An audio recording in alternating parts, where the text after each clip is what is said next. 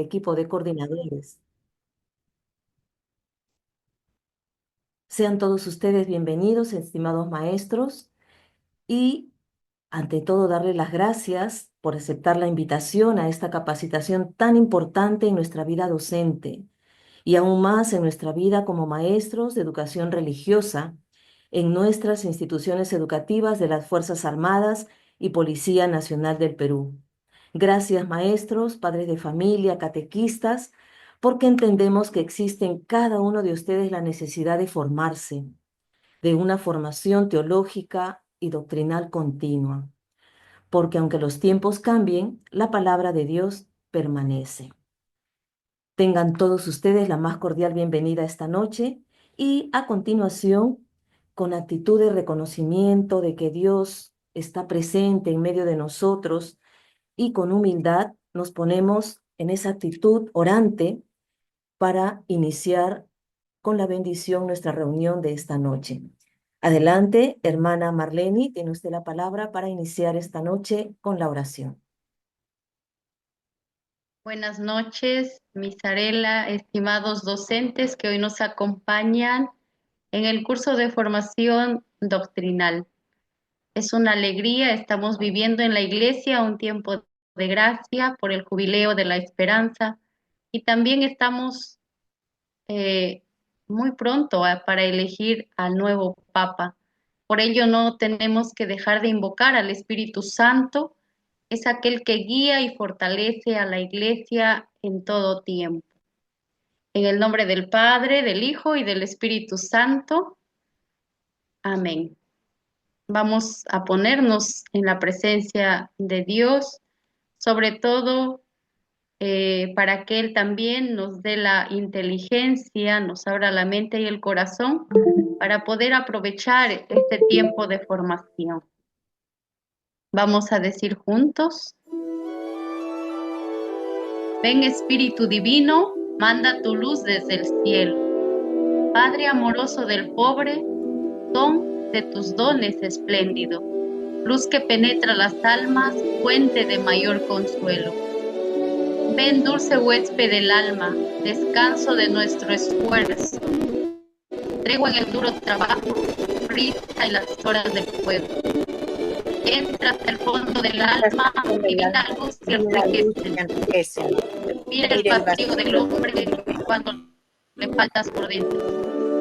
Riega la tierra en sequía, sana el corazón enfermo, lava las manchas, infunde calor de vida en el duelo. Salva al que busca salvarse y danos tu gozo eterno. Amén. Amén.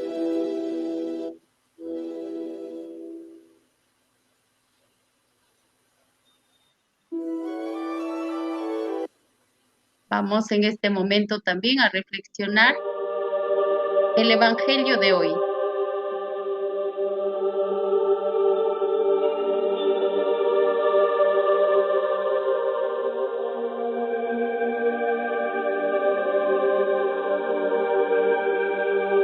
Tanto amó Dios al mundo que entregó a su Hijo único. Tanto amó Dios al mundo que le entregó a su Hijo único, para que todo el que cree en Él no perezca, sino tenga vida eterna. Dios envió a su Hijo para salvar al mundo.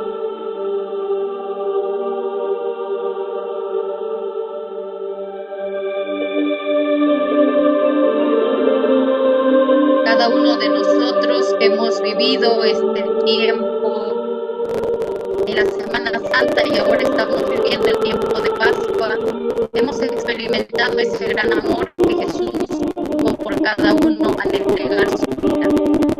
Gloria al Padre, al Hijo y al Espíritu Santo, como era en el principio, ahora y siempre, por los siglos de los siglos. Amén. En el nombre del Padre, del Hijo y del Espíritu Santo. Amén. Gracias, hermana Marleni, por este momento de oración. A continuación, recibimos con gran entusiasmo a nuestra estimada Miss Medalit Cárdenas Cabezas directora de la Oficina de Educación Católica Castrense del Perú, quien tendrá a su cargo las palabras de apertura de este importante evento de actualización y capacitación docente. Bienvenida, Miss Medalí, tiene usted la palabra. Gracias, Miss Sarela, y a todo el equipo que nos acompaña el día de hoy para este curso, gran curso, la inauguración de este gran curso de formación y actualización doctrinal 2025. Estamos empezando con un curso, digamos, muy crucial, muy importante, ¿no? Que nosotros tenemos que hacerlo novedoso en nuestra vida, en nuestro quehacer cotidiano. Cristo se hace vida en el Evangelio y hoy vamos a ver descubrir a través de la Sagrada Escritura a Cristo que vive en nosotros. Y tenemos a un gran ponente dentro de este tema tan importante, a la vez que nos permitirá introducir lo mismo en nuestros estudiantes, con nuestros padres de familia y con nuestras autoridades. Por esto, y es el trabajo que inicia el día de hoy, y esta primera ponencia, agradezco mucho la presencia del doctor Padre Raúl Luna Miranda, la presencia de cada uno de ustedes que hoy se dieron la cita a pesar de las circunstancias que tenemos cada uno de nosotros. Nos damos un regalo que Dios nos va a ir alimentando poco a poco en esta tarea y en esta misión. Doy por inaugurado este ciclo de capacitación doctrinal 2025. Muchas gracias, Miss Medalí. Efectivamente, es una gran oportunidad la que hemos tenido hoy y muchos de ustedes han aceptado poder iniciar su formación doctrinal.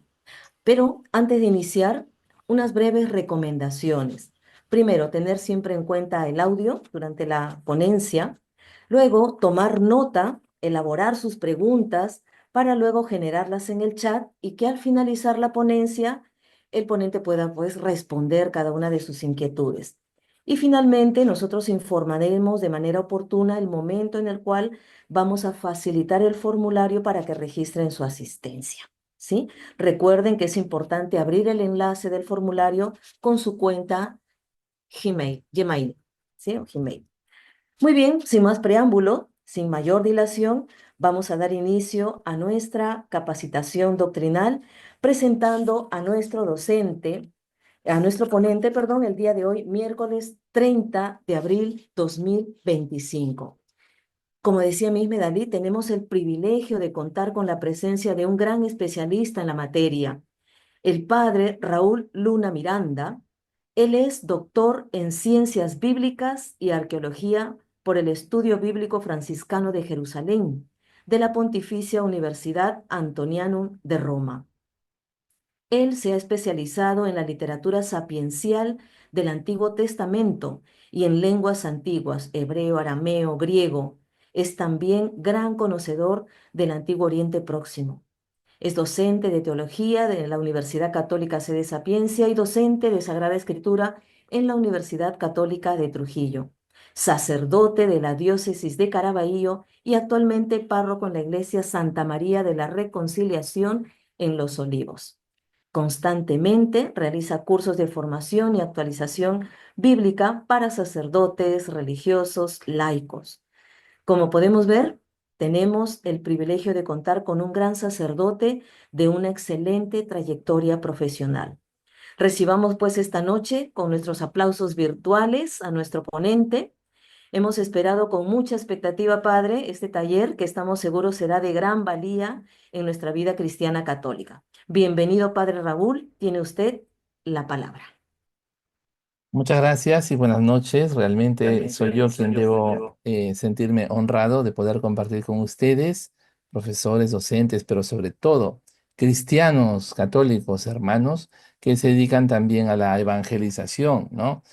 Que se dedican también al estudio y también a la enseñanza. de verdades que no quedan solamente en la cabeza, en el conocimiento intelectual, sino sobre todo en el corazón, porque nos permiten pues conocer más a Cristo. Y nos daremos cuenta que la Sagrada Escritura nos lleva a Jesucristo y nos permite conocerlo más, ¿no? Es por eso que nosotros la estudiamos, la meditamos, la oramos también, ¿no? Es decir, la palabra de Dios es también un medio de oración eficaz. Y bueno, además del agradecimiento a todos ustedes, para mí les digo que fue un gusto enorme poder compartir al menos 2 días allí en el retiro, ¿no? que hemos tenido al inicio del año, porque cada retiro es siempre la oportunidad para que quien predica se predique también. Entonces yo quiero que esta noche lo que yo les pueda decir, lo que les pueda compartir también sea para mí mismo, ¿no? Ya sea como reforzamiento a lo que yo ya sé. Cuando uno enseña, se especializa también en lo que enseña justamente porque a fuerza de repetir las ideas se van quedando, pero también para que esa palabra de Dios no deje de interpelarme, no deje de llamarme la atención. Entonces, miren, aquí en el afiche que nos ha proporcionado todo el equipo, muy bonito por cierto, ¿no? Este, bastante claro, aquí se habla de la Sagrada Escritura y el diálogo interreligioso, los desafíos modernos en la interpretación, la palabra de Dios en la vida de la iglesia, recomendaciones y desafíos del área de la religión a las escuelas. Ya es bastante, ¿no? Cada punto podría tomar pues un par de horas, hablar, hablar, hablar. Yo quiero comenzar por lo más sencillo de la escritura y en base a eso que voy compartiendo, vamos a ir tocando también los otros puntos, ¿no? Por ejemplo, el diálogo interreligioso, la interpretación de la escritura en el cristianismo, la interpretación de la escritura, por ejemplo, en el mundo protestante y cosas por el estilo que también van a surgir en base a lo que ustedes pregunten. Entonces, ahí les van a indicar que las preguntas, o ya les han indicado, que las puedan formular en el chat. Y así yo voy leyendo y voy indicando y voy saludando también. Muy bien, quiero comenzar así, como se dice, de arranque, con una presentación general de lo que se conoce como referencias literarias de la Biblia. Ya, lo primero es que la Biblia, para todos nosotros los creyentes, es palabra de Dios. Sí, pero en palabras humanas. Entonces la palabra de Dios no tiene límites. Las palabras humanas sí. Entonces, ¿cómo es que las palabras humanas puedan contener una palabra ilimitada? Ya, ese es el gran misterio, ¿no? ¿Cómo es que nosotros, frágiles, limitados, ¿no? Que estamos en este mundo y podemos no estar, es decir, seres, según la filosofía, contingentes, contingentes es aquello que está, pero puede no estar, no somos necesarios, necesario solamente es Dios, ¿no? Necesario es aquello que está y no puede no estar. No somos nosotros necesarios, somos contingentes. ¿Cómo es que una realidad contingente como la que somos, seres humanos, podamos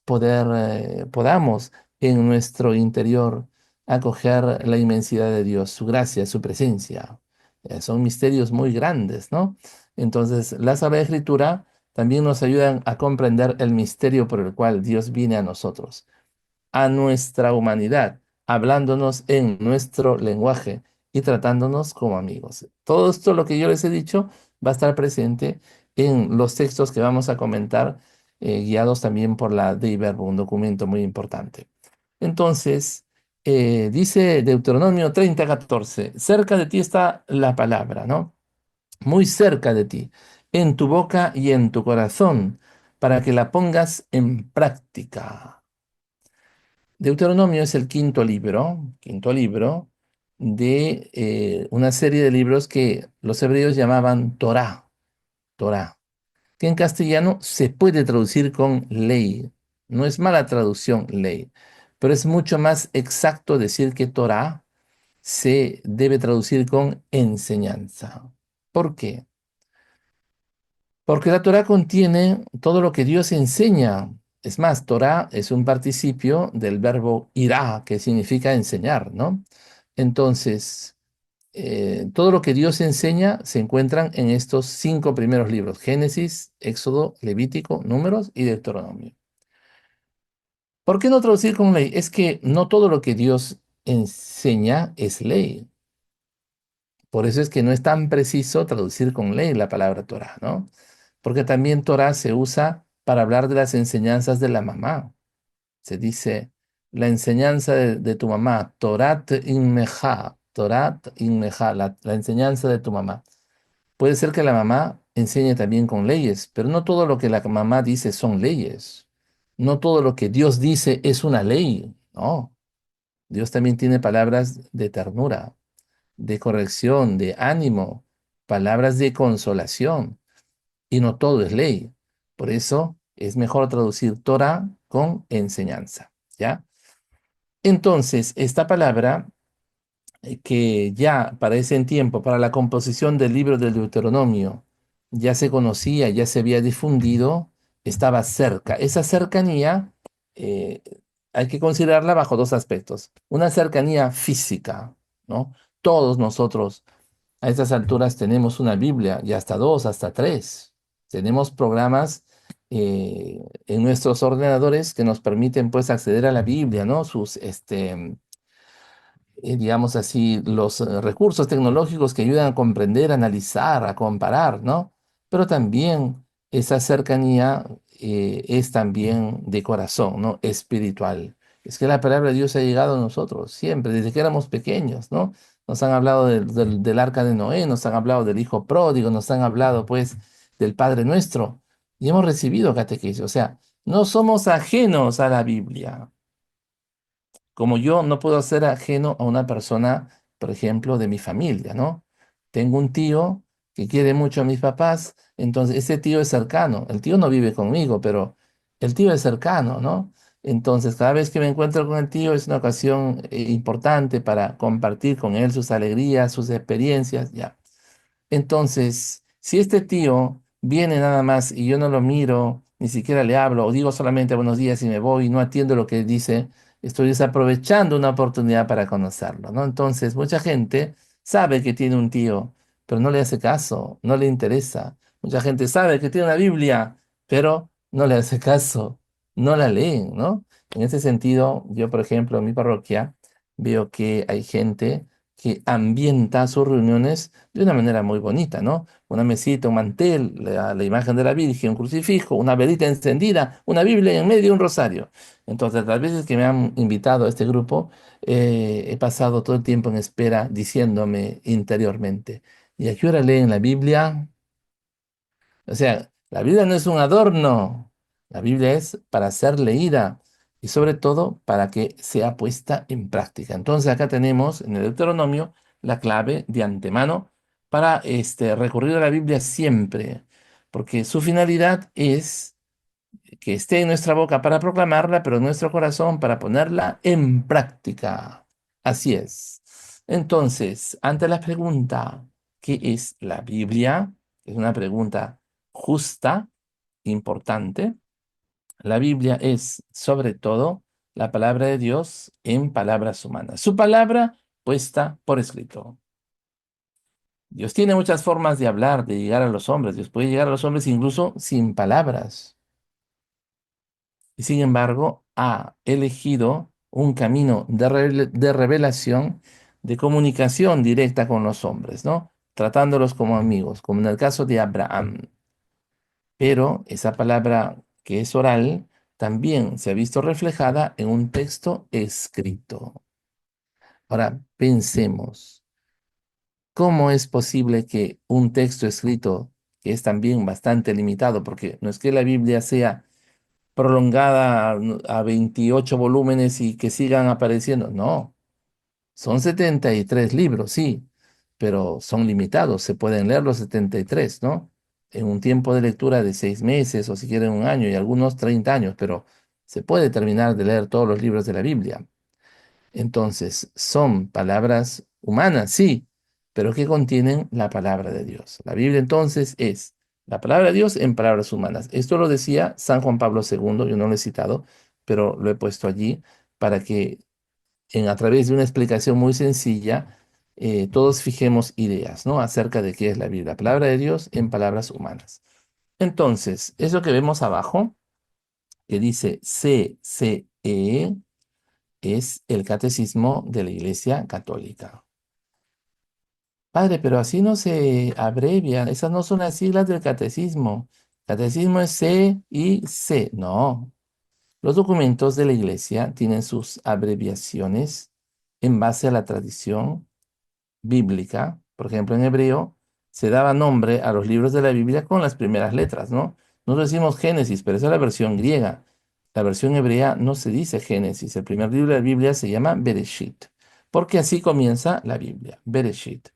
Después, el segundo libro, Éxodo y así, todos comienzan con las primeras letras, las primeras palabras, perdón, de los libros. Esos le dan nombre al libro. Entonces, en la iglesia hay una antigua tradición de darle nombre a los documentos con las primeras palabras con las que comienzan. Entonces, el catecismo es así, Catequismus Catholicae Ecclesiae, CCE. ¿Ya? No vayan a abreviar de otra manera, es tan sencillo la abreviatura. Por ejemplo, el Papa Juan Pablo II escribió un documento sobre el Espíritu Santo, una encíclica, y la llamó Dominum et Vivificantem, el Señor y dador de vida. Entonces, así, ¿no? Lo que comienza en latín, eso da origen al nombre. ¿Ya? Eso como paréntesis. Ahora vamos a leer lo que dice el Catecismo 101. En la condescendencia de su bondad, Dios, para revelarse a los hombres, les habla en palabras humanas.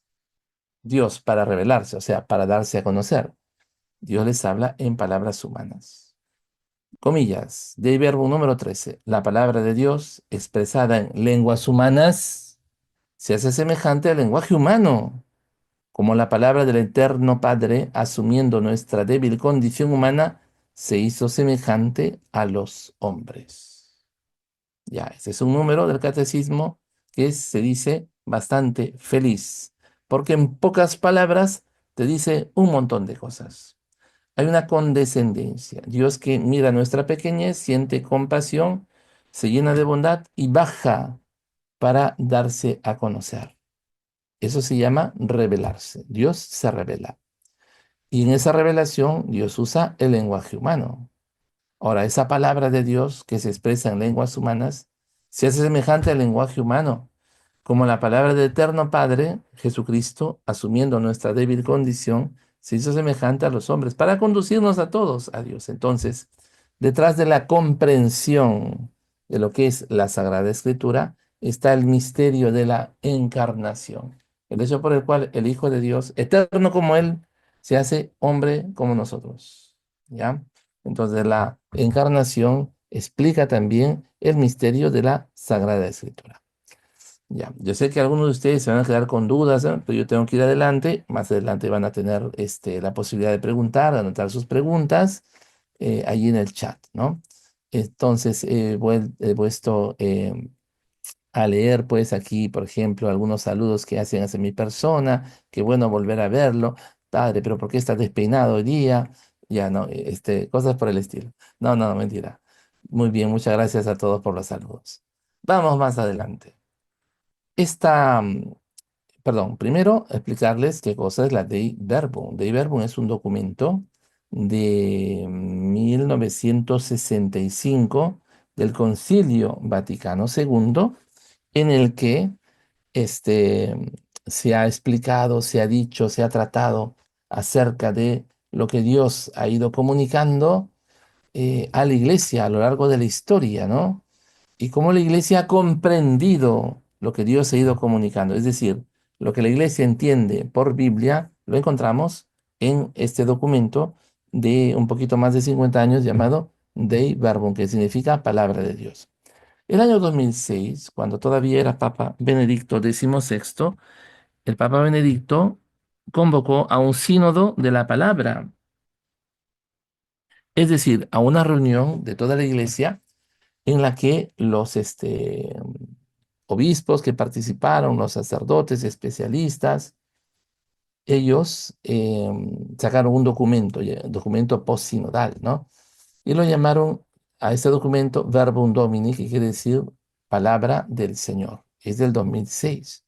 Entonces, el 2006 se va a tratar también acerca de la palabra de Dios y se va a publicar ese documento que, por cierto, es poco conocido, porque la tendencia normal de todos los biblistas es hablar de la Dei Verbum, pero el Verbum Domini añade cosas interesantes, ¿no?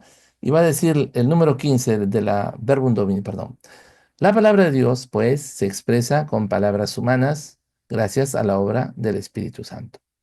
La misión del Hijo y la del Espíritu Santo son inseparables y constituyen una única economía de salvación. Aquí cuando se habla de economía, se habla de un plan de salvación, de un proyecto de salvación de parte de Dios, ¿no? Entonces se le llama así justamente, economía, plan de salvación. El mismo Espíritu que actúa en la encarnación del Verbo en el seno de la Virgen María es el mismo que guía a Jesús a lo largo de toda su misión y que será prometido a los discípulos. El mismo Espíritu que habló por los profetas sostiene e inspira a la Iglesia en la tarea de anunciar la palabra de Dios y en la predicación de los apóstoles. Es el mismo Espíritu, finalmente, quien inspira a los autores de las Sagradas Escrituras. Entonces, en De Verbum se concentraba en la misión de Jesucristo, la Verbum Domini añade la misión del Espíritu Santo.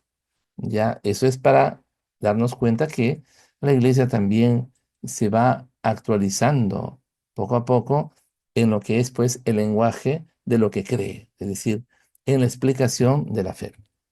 Entonces, la Biblia es la memoria escrita del pueblo de Dios, judío y cristiano, primero judío, 46 libros, y luego cristiano, 27 libros, en la que está consignada la palabra de Dios que Él nos comunica y nos descubre su plan de salvación. Es decir, la salvación como objetivo del hecho por el cual Dios plasma por escrito su palabra.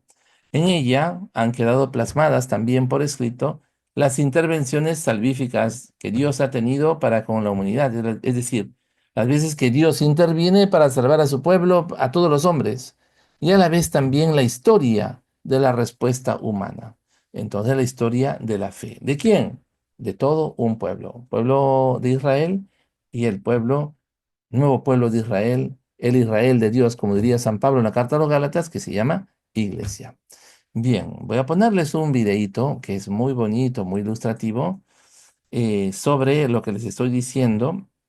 Hay una asociación ecuménica, es decir, católicos, protestantes, ¿no?, que colaboran para difundir la escritura y lo hacen con una serie de videos muy bien hechos, muy elaborados, que yo siempre los tomo para las clases que tengo de Biblia, porque realmente son hechos con un alto conocimiento, pero al mismo tiempo con tanta didáctica que los van a apreciar seguramente, ¿no? Ahora, esta página se llama Proyecto Biblia. Vamos a ver un videíto de este Proyecto Biblia. La Biblia es un libro importante, pero es muy largo. Sí, es una colección de muchos libros escritos en un largo periodo de tiempo, pero todos juntos cuentan una sola historia. Entonces, ¿cuál es la historia de la Biblia? Bueno, comienza presentándonos a una hermosa mente, al autor de toda la realidad, un ser llamado Dios. Y él tiene el poder de tomar el oscuro caos del mundo no creado y traer orden y belleza, y un jardín lleno de vida. Para coronar este logro, Dios designa a estas criaturas llamadas humanidad. O en hebreo, Adán. Ellos son creados a la imagen de Dios. Lo que significa que están comisionados para gobernar este hermoso mundo en el nombre de Dios, desarrollando todo su potencial y creando todavía más belleza y orden. Esta es una historia de los humanos usando su poder para hacer obras significativas y dadoras de vida. Pero la pregunta es, ¿cómo? Sí, la humanidad ahora se enfrenta a una decisión que se representa con un árbol frutal.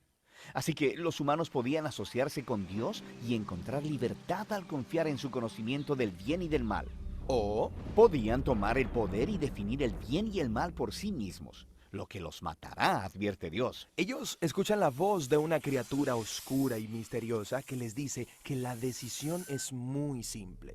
Tomen el fruto, les dará poder y libertad para gobernar el mundo en sus propios términos. Así que ellos escogen este conocimiento y como resultado se vuelven sospechosos y defensivos. Esto lleva a relaciones fracturadas, luchas violentas de poder y eventualmente a una civilización entera, Babilonia, que ha redefinido el mal como bien. Así que Dios dispersa este proyecto humano corrupto. Aquí la historia de la Biblia da un giro importante.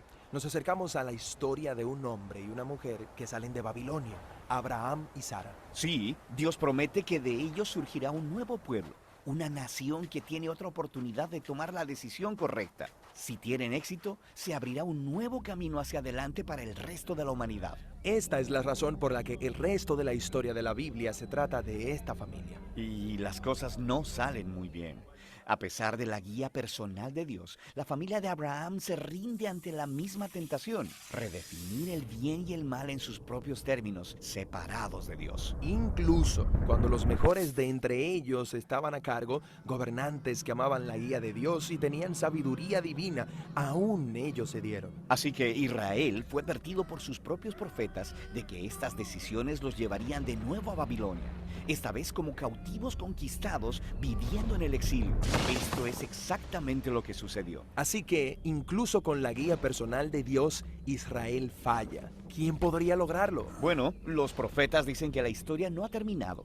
Dios enviará un nuevo líder a Israel para cubrir sus faltas y para transformar los corazones y las mentes del pueblo para que puedan tomar la decisión correcta. Así termina la parte de la Biblia llamada Antiguo Testamento, y estas promesas quedan en espera. Y luego la historia bíblica continúa en el Nuevo Testamento. Se nos presenta un hombre que viene del linaje de los reyes de Israel, Jesús de Nazaret.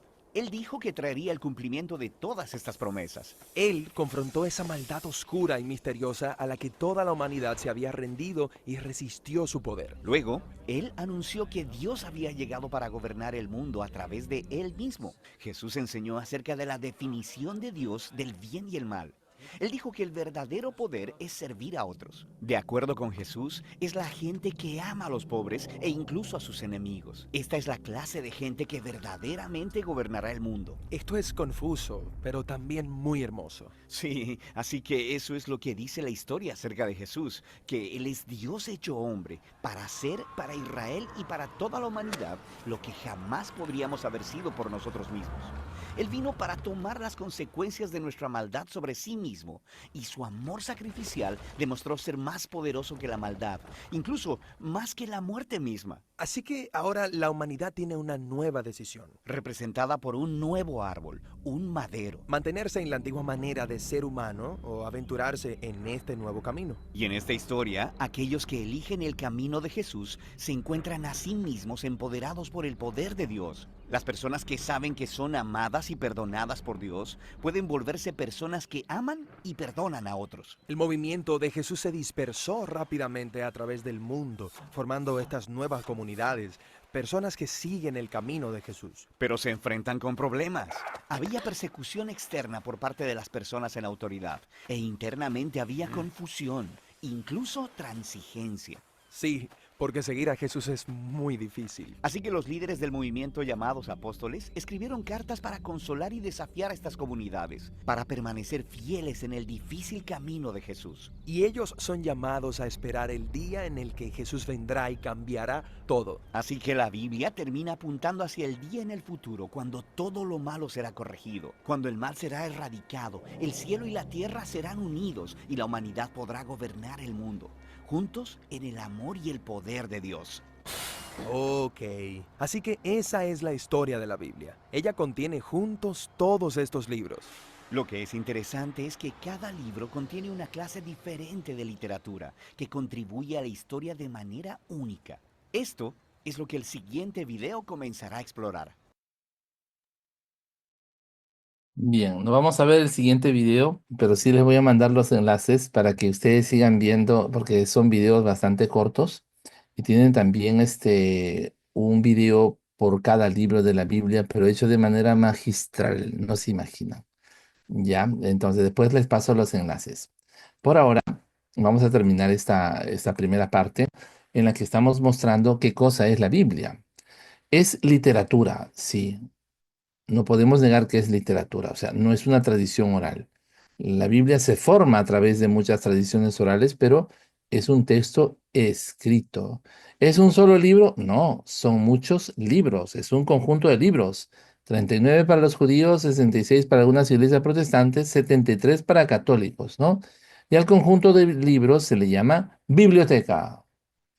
Entonces, cuando se dice que Biblia viene de Biblia, Biblia es el plural de biblion. Biblion en griego quiere decir libro. En cambio, Biblia quiere decir libros, o sea, Biblia viene de el griego que traduce los libros, así es, una biblioteca. Entonces aquí tenemos esta biblioteca, miren.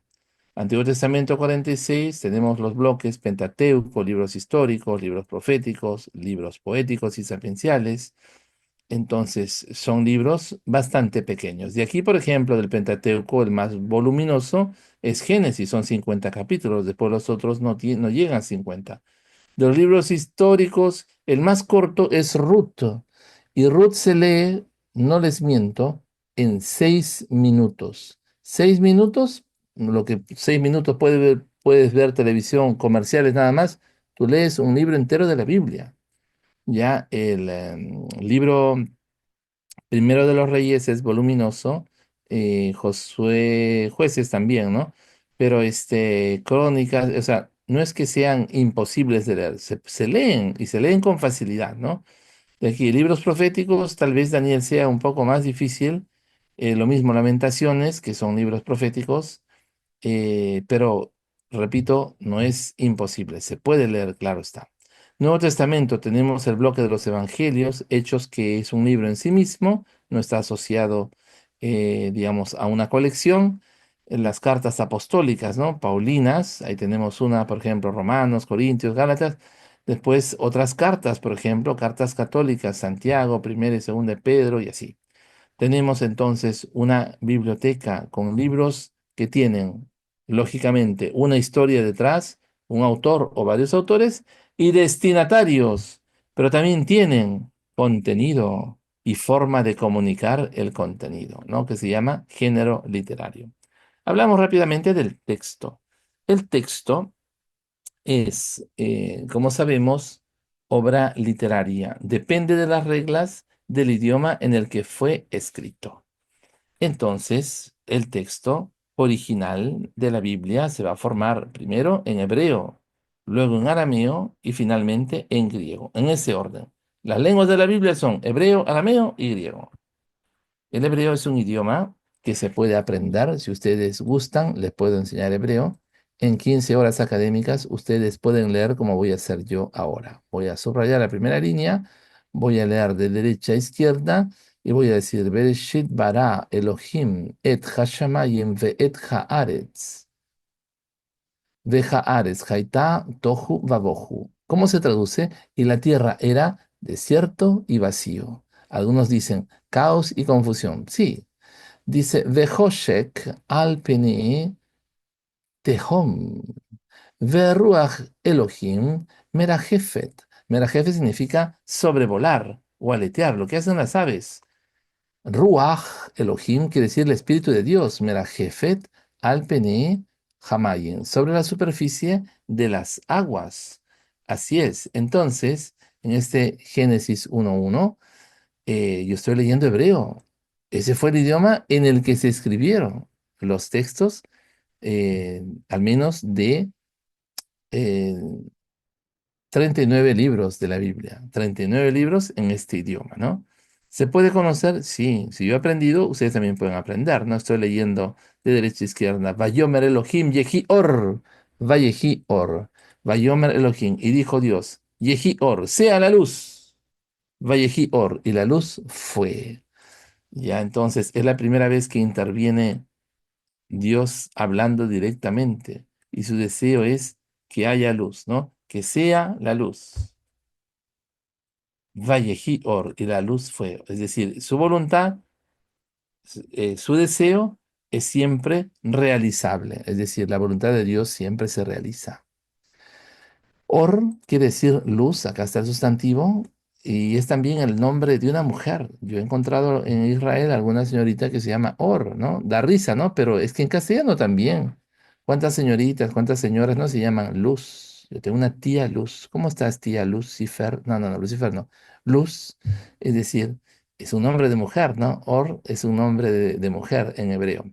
Pues bien, volviendo a nuestra presentación, los idiomas son esos. El arameo es parecido eh, al hebreo en cuanto a escritura, pero también parecido al babilonés en cuanto significado de las palabras, ¿no? Hay muchas palabras arameas que están asociadas al babilonés. Y luego finalmente el griego, a partir de la presencia de Alejandro Magno, 333 años antes de Jesucristo, la palabra griega, el idioma griego se va a difundir, ¿no? En el mundo conocido en ese entonces, y es por eso que ya 200 años antes de Cristo, los mismos judíos financiaron una traducción del Antiguo Testamento del hebreo al griego, cosa que fue muy difícil, ¿no? Y esa es la versión de los 70. Y luego todo el Nuevo Testamento se escribió en griego. Padre, pero Mateo no se escribió en arameo. No, eso lo dijo una sola persona y después actualmente nadie sostiene esa teoría, ¿no? Porque no se ha encontrado ningún arameo, ningún texto de Mateo en arameo. Mateo ha escrito su evangelio en griego, pero con muchos arameísmos. Ya, bueno, este texto ya les he mostrado. Antes de hablar de la formación de los textos, porque esto va a durar un poco más, yo quisiera hasta este momento detenerme y tal vez leer alguna de las preguntas, ¿no? No sé si Sarela, si tienes algo también que indicarme, algo que decirme, algo que sugerirme. No sé si estoy yendo muy rápido, pero hay que aprovechar el tiempo porque es de noche.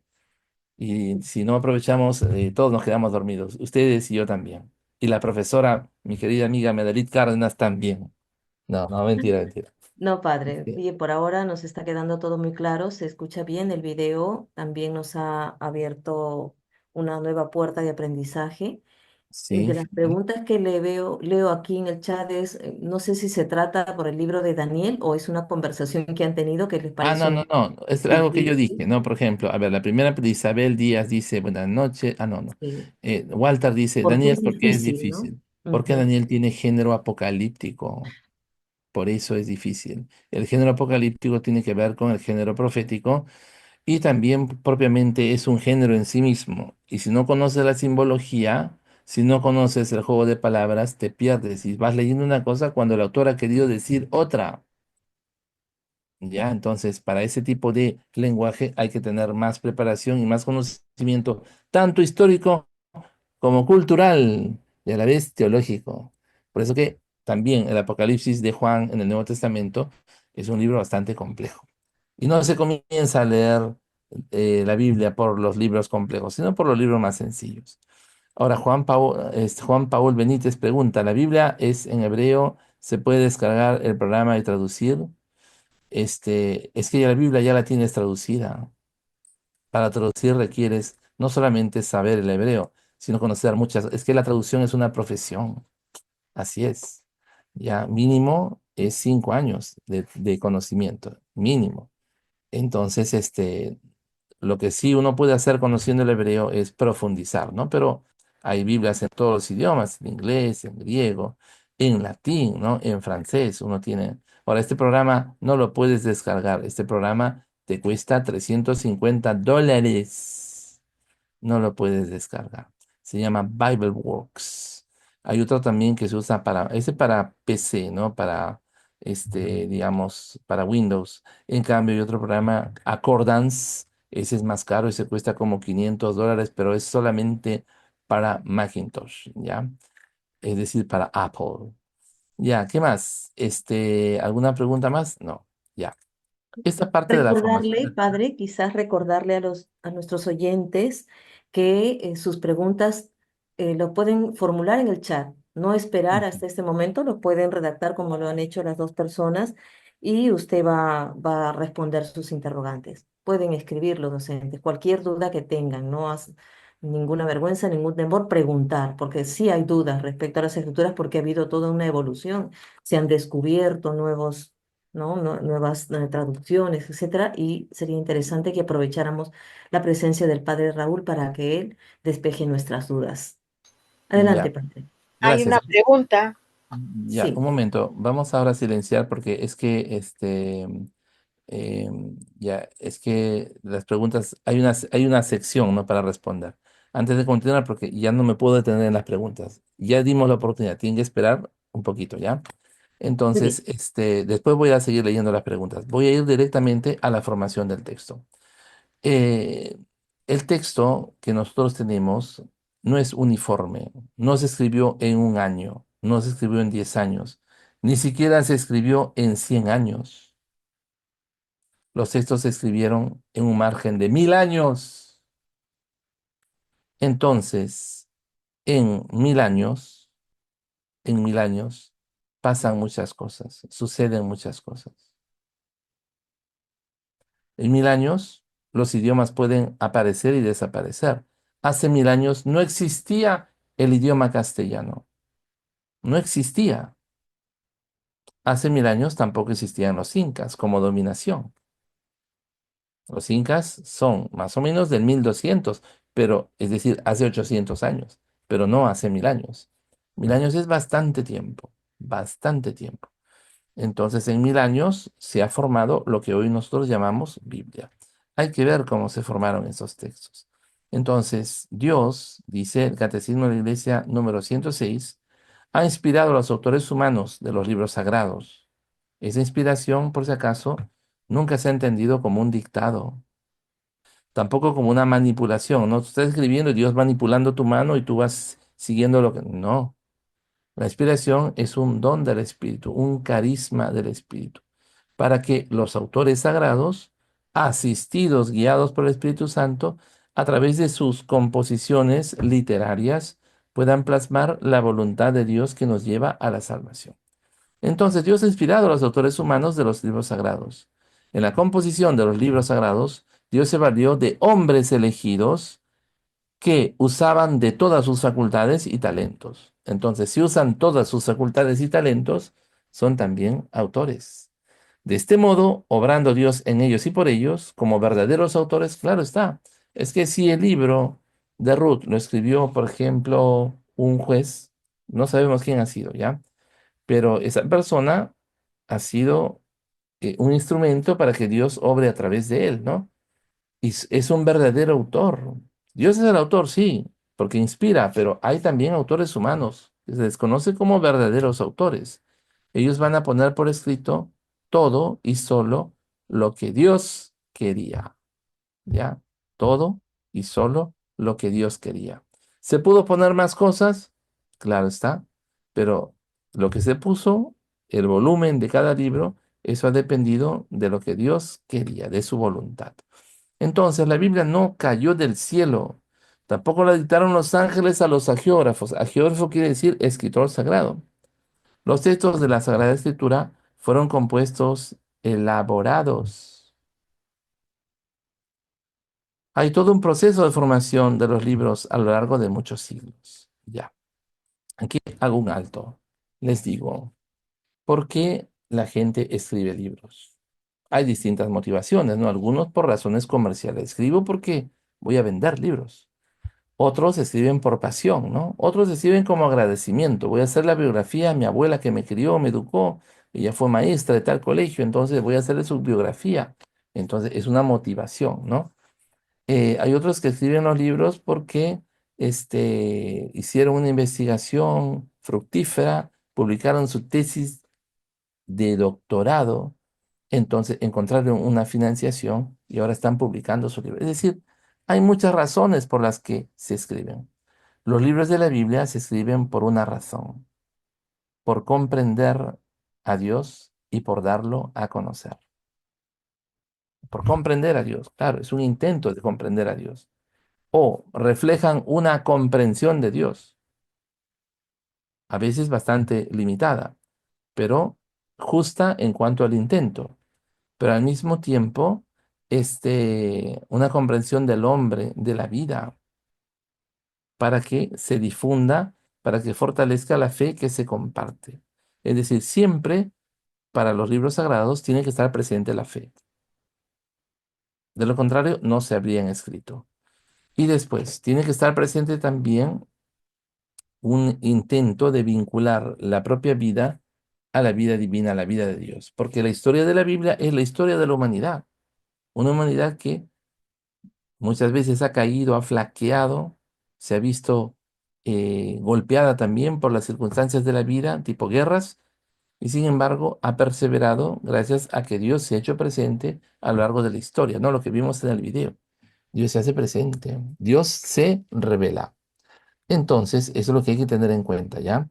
Entonces, los libros de la Biblia tienen un proceso de formación a lo largo de muchos siglos. Vamos a hablar rápidamente de cómo fueron las etapas de la formación. Los escritos de la Biblia fueron redactados solamente después de un periodo largo de transmisión oral, que en algunos casos duró muchos siglos, el cual ocupa el espacio entre el suceso del que se hablaba y la comunicación escrita que narra el suceso. Por ejemplo, cuando se habla de Abraham, Abraham es de más o menos 1850 años antes de Cristo. Es un montón de tiempo. Hace 3850 años respecto a nosotros, ¿no? Pero cuando se comienza a escribir de Abraham, nos encontramos recién hacia el año 950. Es decir, pasaron 900 años al menos entre el acontecimiento de Abraham, su vida, su familia, y el texto que nos habla de él. 900 años. Es demasiado. Es que la tradición oral fue muy larga. Y es que no siempre se ha tenido condiciones para escribir. ¿Cuándo surge la escritura? Pues más o menos hace unos 5500 años, o sea, 3500 años antes de Cristo. ¿Dónde surge la escritura? En lo que sería hoy Babilonia. Ya. Eh, los idiomas más antiguos son el babilonés, el acadio, el sumerio, el sánscrito, pero el hebreo no es de los idiomas más antiguos. Hebreo no es más antiguo que el babilonés. Va a surgir con elementos del babilonés, pero se va a desarrollar como lengua en sí misma por la capacidad que tuvieron también el pueblo de Israel de relacionarse con otros pueblos. Miren, el castellano es un idioma que ha ido creciendo, incluyendo también palabras que correspondían de otros idiomas. Por ejemplo, nosotros aquí en el Perú, cuando alguien fallece, ¿no? En casa y nos toca ir a reconocerlo, decimos, voy a ir a la morgue, ahí está mi abuelito, tengo que reconocerlo y firmar que es él, ¿no? Se dice la morgue, pero morgue no es castellano, morgue es francés. En castellano se dice tanatorio. Ahora, esa palabra tanatorio viene del griego. En griego, thanatos quiere decir muerte.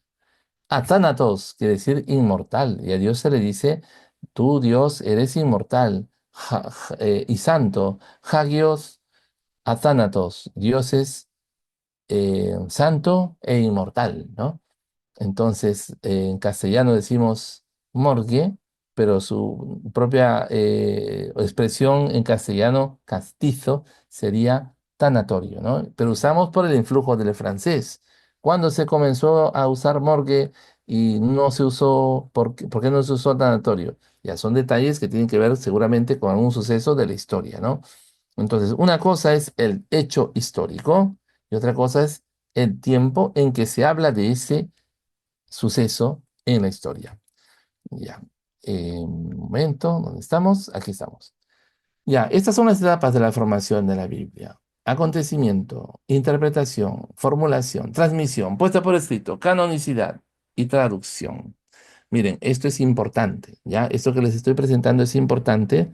Yo no lo he inventado, me lo han transmitido también mis maestros, pero créanme que tuve la oportunidad de compartir con un rabino, medio peruano, medio argentino, una charla bíblica. Yo di la parte de la interpretación católica y de la formación de la Biblia desde el catolicismo, y él dio el aspecto judío, ¿no? Cómo los judíos interpretan la Biblia, ¿no?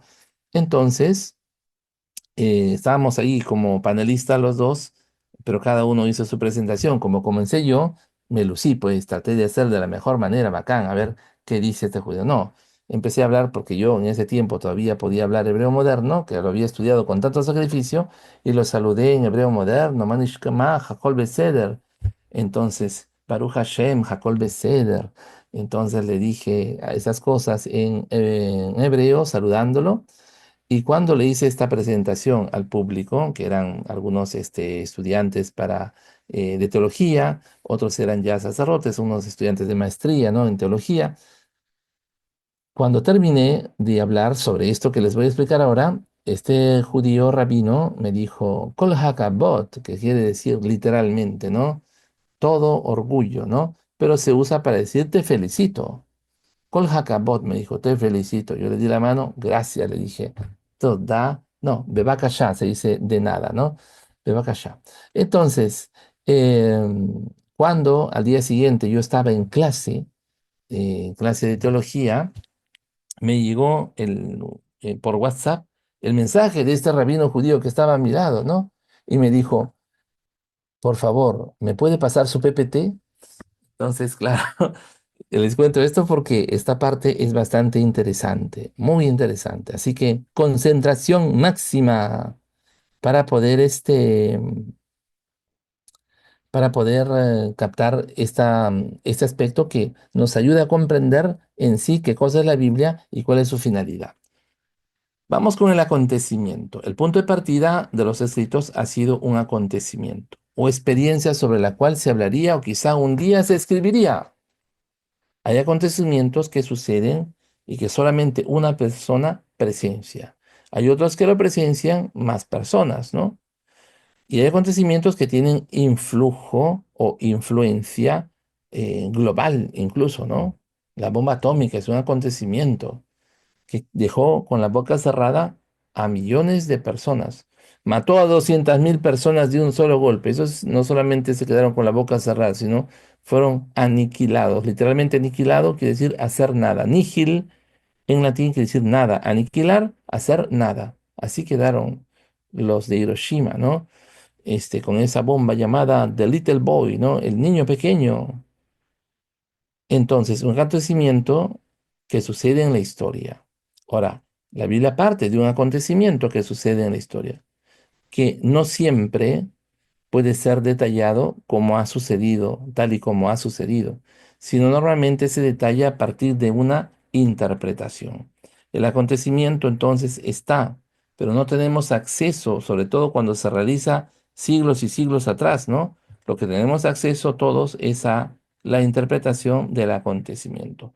Por eso el segundo paso es la interpretación. Toda experiencia o acontecimiento es interpretado por el individuo o grupo que lo ha vivido o presenciado de acuerdo a su nivel de conocimiento y grado de cultura, a su sensibilidad, pero también de acuerdo a su fe. Ya para que me entiendan esto. Una señorita de la universidad donde enseño iba a ser embestida por una combi asesina. Entonces se encontraba en el paradero de aquí de la Panamericana Norte llamado Senati y alguien la jaló justo en el momento en que le iban a embestir, le iban a matar. Entonces, la combi arrolló a 6 personas, pero esta señorita se salvó. Cayó al suelo porque la jalaron, pero esta señorita, se puso de pie y como no era creyente, dijo, qué suerte que tuve, qué suerte que tuve. Ya, vamos a suponer que esta señorita es creyente. Al momento de caer y ver que la combi arrolla a seis y que no la arrolla a ella, esa señorita dijo, Dios mío, me salvaste, te doy gracias. Se puso de rodillas y se puso a orar. Entonces, la señorita en el primer caso de su ateísmo dice, tuve suerte. En el segundo caso, donde esa señorita tiene fe, dice, Dios mío, gracias porque me salvaste.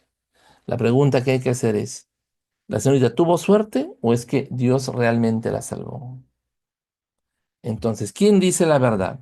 ¿Quién dice Dios me salvó o quien dice tuve suerte? Ahora, los que dicen Dios me salvó no están diciendo algo malo, porque Dios es salvador, ¿no? Pero hay que tener en cuenta, ojo, que cuando tú estás afirmando que Dios salvó a esa muchacha, quiere decir que Dios no salvó a los 6 que murieron. ¿Y cómo explicas eso? ¿Que Dios tiene preferencias? ¿O es que los 6 que murieron eran malos? Si había una señora que estaba con su hijita de 6 años, la había recogido al colegio. Ah, entonces, uno puede interpretar los hechos de acuerdo a su sensibilidad, a su fe, a su cultura, a su conocimiento. Entonces, si para uno Dios es muy nacionalista, como es el caso de los libros de la mayoría de libros antiguos de Israel, son muy nacionalistas y va a decir, el Señor lucha con nosotros, Él es el Señor de los ejércitos, su nombre es el Señor, no lucha con los pueblos enemigos, solamente lucha con nosotros. Entonces, eso también es una interpretación. Pensar que Dios lucha es una interpretación.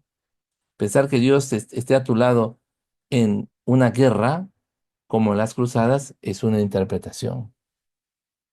No es que Dios ame la guerra. Ese no es el Dios que nos ha revelado Jesucristo, ¿no? Entonces, hay distintas interpretaciones, pero todas a partir de un acontecimiento. Todo lo que se ha interpretado luego se formula, ¿no?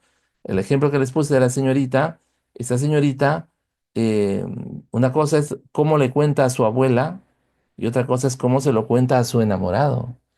La misma situación, pero formulada diversamente.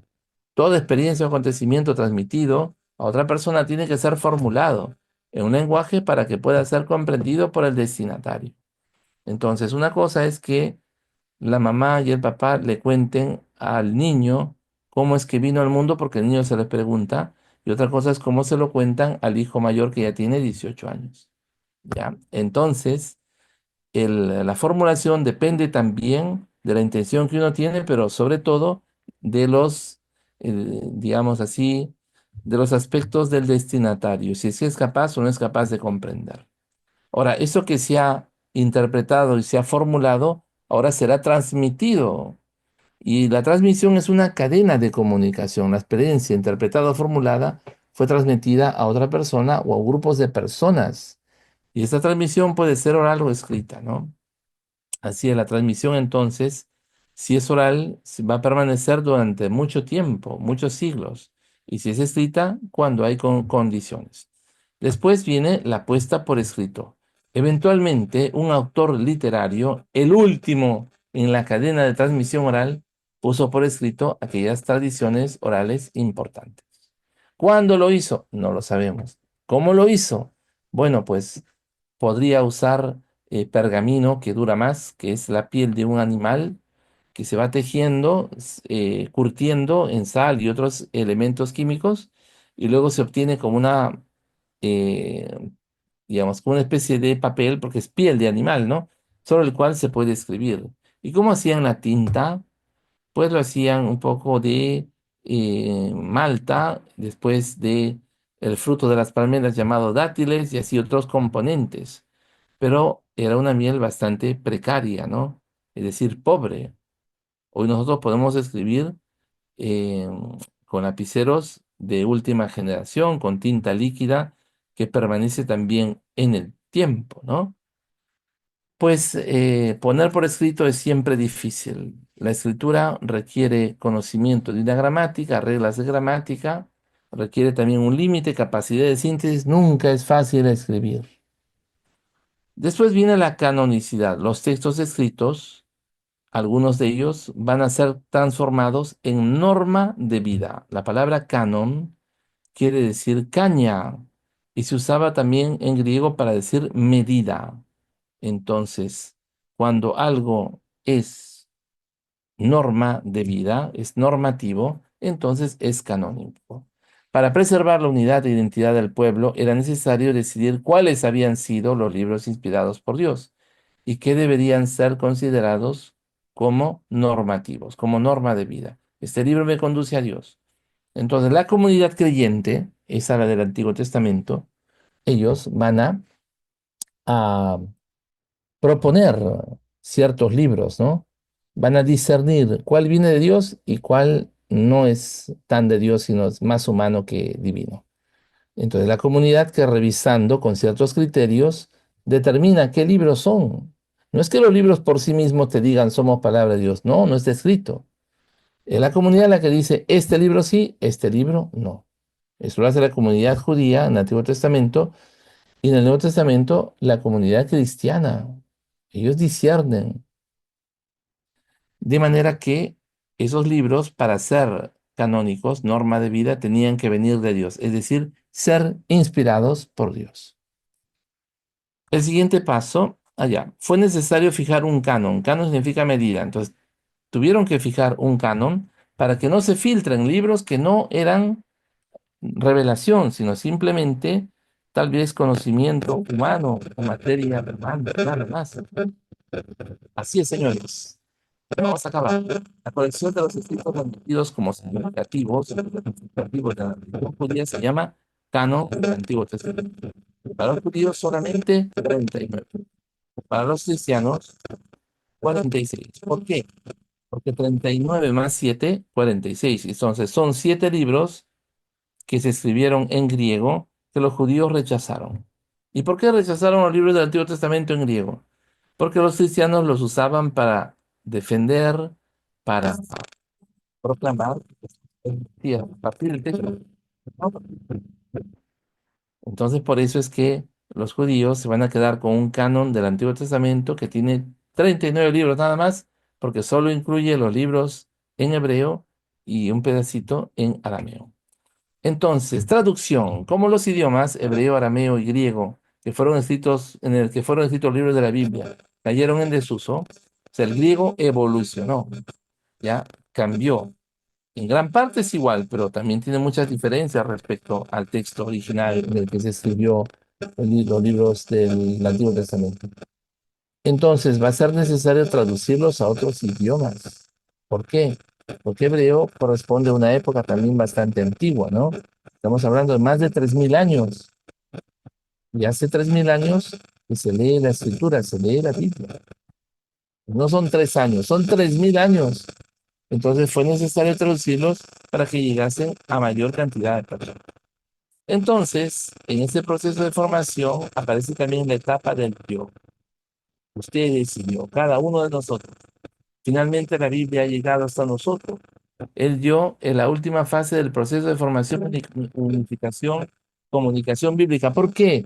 Porque la Biblia no se escribe para archivar, se escribe para comunicar, para hablar de ella, para leerla, para profundizarla, para meditarla. Es de la Biblia que viene de Dios. La Biblia no ha sido escrita para ser archivada o dejada en una biblioteca, sino, y aquí no dice sino es cuando es separado. Sí, sino, conjunción coordinante adversativa grave, no es aguda. Profesores, acostúmbrense a decir sino. Ya, de nuevo, la Biblia no ha sido escrita para ser archivada o dejada en una biblioteca, coma, sino para ser leída y vivida en el seno de una comunidad de fe. Entonces, estos aspectos de la formación de la Biblia nos hablan de todo un proceso en el que Dios va guiando a su pueblo. Muy bien, voy a detenerme aquí y después ya voy a leer la de Verbum 12 porque ese es otro tema, pero hasta aquí voy a leer las preguntas y comentarios, ¿ya? Te paso que bebo también un poquito de trago. Ah, perdón, agua nomás, ¿ya? Trago para después.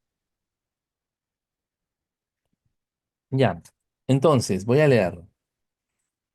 Eh, Ángel Pocorpachi, ¿cuáles fueron los criterios para establecer los 27 libros del Antiguo Testamento? Esos son criterios de canonicidad. En el Antiguo Testamento está lo que la comunidad creyente dice, es decir, lo que los judíos dicen. Eso en primer lugar. Después, ¿qué uso le dieron en la oración, en la liturgia? O sea, tiene que tener una utilidad litúrgica, es decir, libros de fe. Si le dieron utilidad litúrgica, entonces es un criterio para establecer que ese libro es canónico. En el caso del Nuevo Testamento, es válido lo que he dicho, la comunidad, el uso litúrgico, pero hay que añadir también el uso que hicieron los apóstoles en la evangelización. O sea, un criterio fundamental del Nuevo Testamento para que la iglesia determine que fueron 27 y no 47, esos criterios tenían que ver con la apostolicidad, es decir, el uso que hicieron los apóstoles de los textos, la apostolicidad. Ya, voy a leer en consecuencia es complicado llegar a acuerdos con otras religiones y con otras. Es que no hace falta tener acuerdos con otras. Es que estamos hablando de lo que corresponde al sentir cristiano católico. Yo les aconsejo que no se metan con lo que piensan los protestantes y no discutan y no peleen. No hace falta. Ellos quieren quedar así, déjenlos en paz, no molesten. Ya, padre, ¿qué traducción de la Biblia en español latinoamericano es mejor? Es que el español escrito es uno solo. No busquen simplificar el idioma. El idioma es rico, ¿no? Hay que buscar más bien enriquecernos con el idioma. Miren, Mario Vargas Llosa escribe un libro llamado La fiesta del chivo. Entonces, él no escribe una versión para Latinoamérica y una versión para España. No. El castellano escrito es válido para todos. Otra cosa es el castellano hablado. Entonces, para mí, desde mi punto de vista, no es propio decir, vamos a hacer un castellano latinoamericano, porque los latinoamericanos son brutitos, no entienden el castellano español. No, eso es minimizar la inteligencia, es menospreciar la inteligencia de la gente. Entonces, ¿cómo yo le voy a cambiar al salmo Gustat y ved qué bueno es el Señor? Si Gustat y ved es castellano, no es francés. Gusten y vean qué bueno es el Señor, pero ya le cambiaste la belleza poética, porque el salmo es poesía y el Gustat y ved tiene asonancia, ¿no? No es que la gente no entiende. ¿Quién ha dicho que no entiende? Una persona que menosprecia a el pueblo y dice, son brutitos, no entienden. Miren, Carlos Ruiz Zafón es un escritor contemporáneo español. No es que saca un libro para España y un libro para Latinoamérica, no. Gabriel García Márquez no escribió Cien años de aburrimiento, perdón, Cien años de soledad, no lo escribió versión latinoamericana, versión española, no. Se leyó en España y en todos los países donde se habla castellano. Por eso, conviene leer la Biblia que uno tenga. Y si te vas a comprar una Biblia, que no sea la Biblia latinoamericana, que sea la Biblia, por ejemplo, de América, que tiene un castellano, digamos así, que fácilmente se puede leer en cualquier lugar y en cualquier país. Un castellano contemporáneo, bueno, que corresponde a una traducción. La Biblia latinoamericana no es una traducción, es una adaptación. Ya. Y después, ya me desahogué por si acaso. Ya, las dificultades de interpretación y estudio de los textos bíblicos, ¿cómo afrontarlas? En primer lugar, lean y luego las afrontan. ¿Ya? ¿De qué te sirve afrontar o querer saber cómo vas a afrontar si no has leído? En el momento vas anotando, vas leyendo y luego afrontas. Hay muchos manuales, muchos libros y mucha ayuda también válida desde el punto de vista católico protestante sobre la interpretación de ciertos textos. Cada Biblia tiene una introducción en los, digamos así, las primeras páginas sobre la interpretación y también en cada libro hay interpretaciones muy buenas que nos ayudan también a tener nuestra propia interpretación. Pero yo no me tengo que preocupar primero en la interpretación, no, eso es al final. Yo primero me tengo que preocupar en entender lo que el autor quiso decir. Es lo primero. Al final viene la interpretación, pero primero yo tengo que saber, si leo la carta a los Gálatas, ¿por qué Pablo escribió a los Gálatas? ¿Quiénes eran los Gálatas? ¿Quién era Pablo? ¿Qué les dijo? ¿Por qué se los dijo? Ya, eso es conocimiento de la Biblia, ¿no? Y uno puede leer Gálatas y decir, a mí me dice la palabra. No, no, no. ¿Qué quiso decir Pablo? Porque cuando se creó esa carta, cuando se escribió, yo no existía. Por lo tanto, directamente no la escribió para mí. La escribió para los Gálatas. ¿Quiénes eran? Ya. En las introducciones de los libros, ahí te detallan para que tú leas y comprendas cuál es el mensaje del autor. Y después, a partir de lo que entiendes, de lo que el autor quiso decir, recién, ¿qué te dice a ti? Pero ¿qué se dice a ti? No es lo primero. Eso normalmente se hace en los grupos parroquiales. A ver, a ver qué te dice un momentito. No, así no es. La Biblia se estudia, se aprecia a partir primero de lo que el autor quiso decir. De lo contrario, nos perdemos. Después, otra pregunta. Padre, ¿un católico debe usar palabra suerte? Es que la suerte es una palabra del castellano, ¿no? Si yo me encuentro 100 soles en la puerta de mi casa, qué suerte que tuve. Y no pasa nada, ¿no? Tuve suerte. Si juego la tinca, por si acaso acá tengo que comprar la tinca, pero no, no sé si he ganado. Puede ser que gane 50.000 soles, mínimo. Entonces, eso es suerte, ¿no? Porque yo recibí, la otra persona que jugó no recibió, ¿no? Ahora, sabemos que la vida no está determinada por el azar, ¿no? Que hay un proyecto de Dios, un proyecto de salvación, ¿no? Pero la palabra suerte no hay por qué demonizarla, ¿ya? Entonces, Karina, ¿la Biblia latinoamericana tiene lenguaje más para los jóvenes? No, la Biblia latinoamericana es del año 1970, 72, ¿ya? Más de 50 años. Concretamente, se publica en 73, ¿ya? 52 años. Entonces, no ha sido una traducción, sino una adaptación. Entonces, No es recomendable una adaptación, sino una traducción. Ya, ya, no hay más preguntas. Hasta aquí. Ya, Sarela, ¿dónde está Sarela? ¿Y alguna otra indicación? Aquí estamos. No, Ya, padre, continuamos todavía. Hay un segundo momento para que continúe con el tema que ha preparado. Con estas ya. preguntas, si hay más preguntas, lo miraremos en el chat. En el chat, ya, porque algunos profesores están durmiendo, están pidiendo No descanso. crees, está Miren, muy hacemos así. interesante. No, sí, yo lo Estamos sé, aprendiendo. pero es bueno también tener al menos 5 minutitos de pausa, ¿ya? Desde este momento hasta las 9:25, 5 minutos de pausa para que alguna profesora o profesor que está con ganas de ir al baño vaya y regrese, ¿ya? O para que también uno quiera tomarse un cafecito, un tecito, vaya a su cocina, se lo prepare y luego vuelva, ¿ya? Y así nadie pierde nada. Volvemos en 5 minutos, ¿está bien? 9:25. Cin- Ok, 5 minutos, padre. 5 minutitos. Minutos, Walter, si tenemos un fondo hasta que retornemos en estos Una 5 minutos. cancioncita, por favor, del grupo 5. No, no, no, mentira, la canción que deseen. Ujú.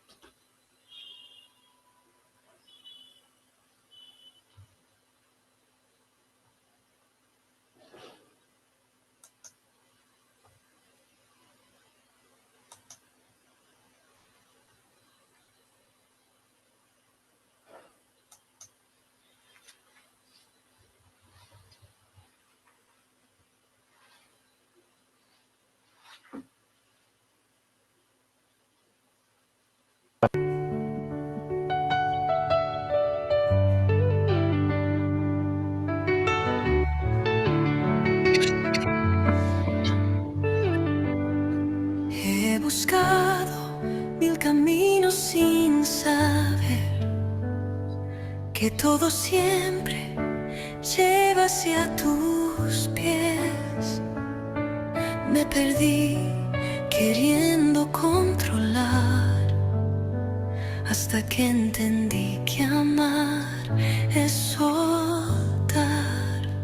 Y en el silencio te escuché susurrando, confía otra vez, no tengo. Dado nuestro merecido descanso, ¿no? Así es. Cada momento, cada pausa es importante para recargarnos y seguir aprendiendo de todo lo que usted nos está enseñando esta noche. La Biblia no ha sido escrita para ser archivada, sino para ser profundizada en comunidad. Me quedo con esa frase. Adelante, Padre Raúl. Muy bien. Vamos a leer un número de la Dei Verbum, número 12, que es importante, porque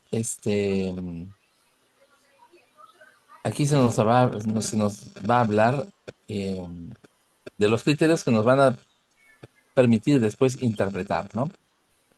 Para descubrir, dice, a ver un ratito, ya, sí estamos escuchando. Para descubrir la intención de los agiógrafos, es decir, de los autores sagrados, entre otras cosas, hay que atender a los géneros literarios. Géneros literarios. Hay distintos géneros literarios. Por ejemplo, el género idílico, cuando se habla pues del amor. Dentro del género idílico está la metáfora, ¿no? Cuando un esposo le dice a su esposa, le dice, osita. Osita es un animal, pero que no le está ofendiendo, le dice osita. ¿Ese osita por qué? ¿Porque la esposa come miel o ruge como Winnie the Pooh? No, porque ha asociado la imagen de un oso, en este caso de una osa, a la ternura. Así como su esposa le abraza con amor, dice, ah, esa es mi osita. Entonces estamos usando dentro del lenguaje idílico la metáfora. Ahora, los géneros literarios pueden ser también el género histórico, el género profético, puede ser también un subgénero, el mito, la leyenda y así. Los géneros literarios son formas de expresión, puesto que la verdad se propone y se expresa de maneras diversas en los textos de diverso género, por ejemplo, histórico, profético, poético, o en otros géneros literarios. Sí, varios géneros literarios por aquí. Conviene además que el intérprete investigue el sentido que intentó expresar y expresó el hagiógrafo en cada circunstancia según la condición de su tiempo y de su cultura, según los géneros literarios usados en su época. Pues para entender rectamente lo que el autor sagrado quiso afirmar en sus escritos, hay que atender cuidadosamente tanto a las formas nativas usadas de pensar, de hablar o de narrar vigentes en los tiempos del geógrafo, como a las que en aquella época solían usarse en el trato mutuo de los hombres. Ya es un número difícil, pero se lo voy a explicar con un ejemplo bastante sencillo, tomado de la realidad. Bueno, estaba enseñando un curso de libros históricos en la Facultad de Teología Política y Civil, donde yo estudié, ¿no? Y que durante 5 semestres pude enseñar hasta antes de la pandemia, ahora ya no puedo. Entonces, a uno de los alumnos que tenía, que era un australiano, pero ya llevaba 2 años en el Perú, le pregunté, ¿entiendes lo que significa meter la pata? Y él en su castellano dijo, meter la pata. Meter, entiendo. Pata, entiendo. Meter la pata, no entiendo. Entonces, claro, la clase se rió, se rieron. Entonces, le pregunté a una religiosa, así como la hermana Marlene que se está riendo, le pregunté, hermana, ¿qué significa meter la pata? Ah, meter la pata, cometer un error. Pero solamente eso, porque fíjense, cuando yo era muchacho, le conté a la hermana, escuché a dos vecinas que dijeron, hey, María, ¿has visto la hija de la Juana? Ha metido la pata. En ese contexto, ¿qué significa meter la pata? Pregunté. Ah, que la chica está embarazada. Entonces, una cosa es, en un contexto, decir meter la pata, y otra cosa es meter la pata en otro contexto. O sea que no es uniforme, son dos contextos distintos. Además, depende de cómo uno lo dice.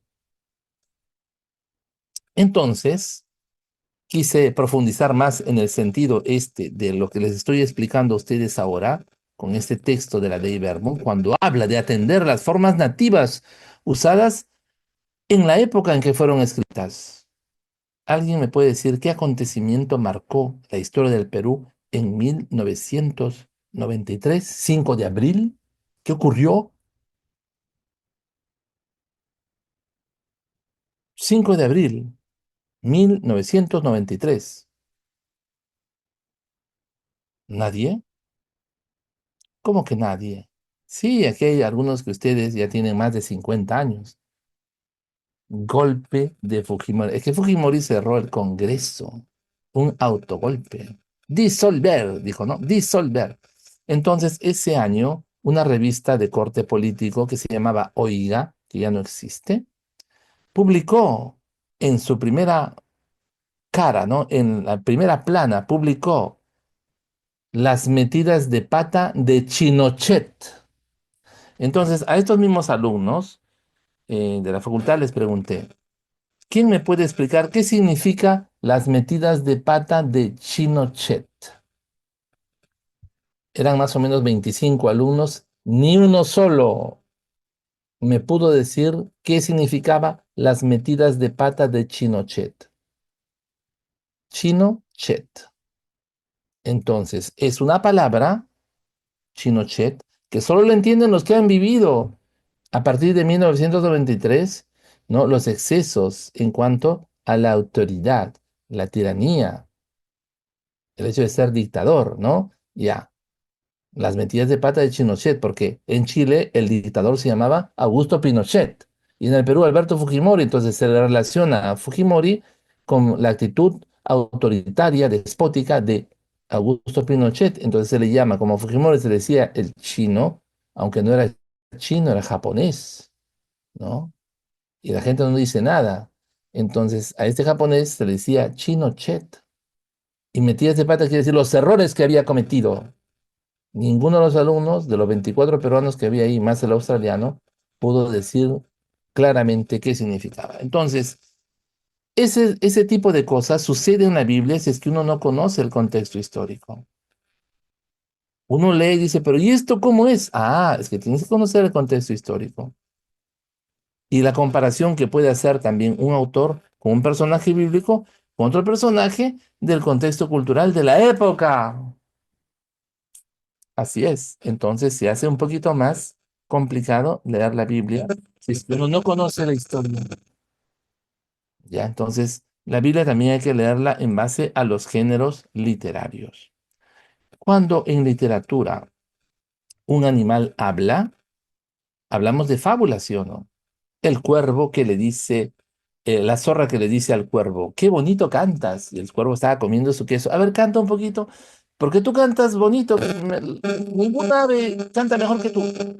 Y el cuervo, por la soberbia, canta y se le cae el queso. La zorra se va por el queso. Moraleja, son fábulas de Esopo, ¿no?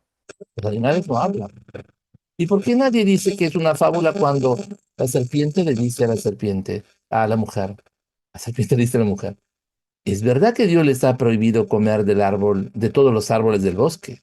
No, Dios no nos ha prohibido eso. Dios nos ha prohibido comer del fruto del árbol del conocimiento del bien y del mal. Es una serpiente, es un animal, está hablando. Y nadie dice que es una fábula. Dicen, no, es que la serpiente antes hablaba. No, esto es literatura.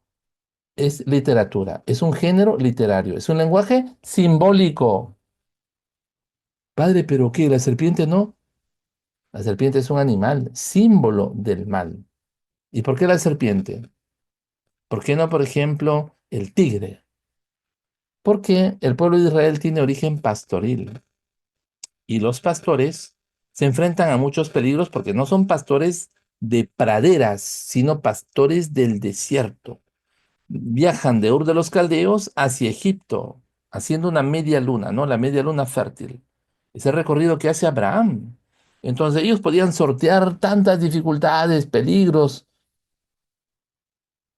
podían enfrentarse a bestias como leones, osos también, los vencían, pero nunca se sentían seguros de noche. ¿Por qué?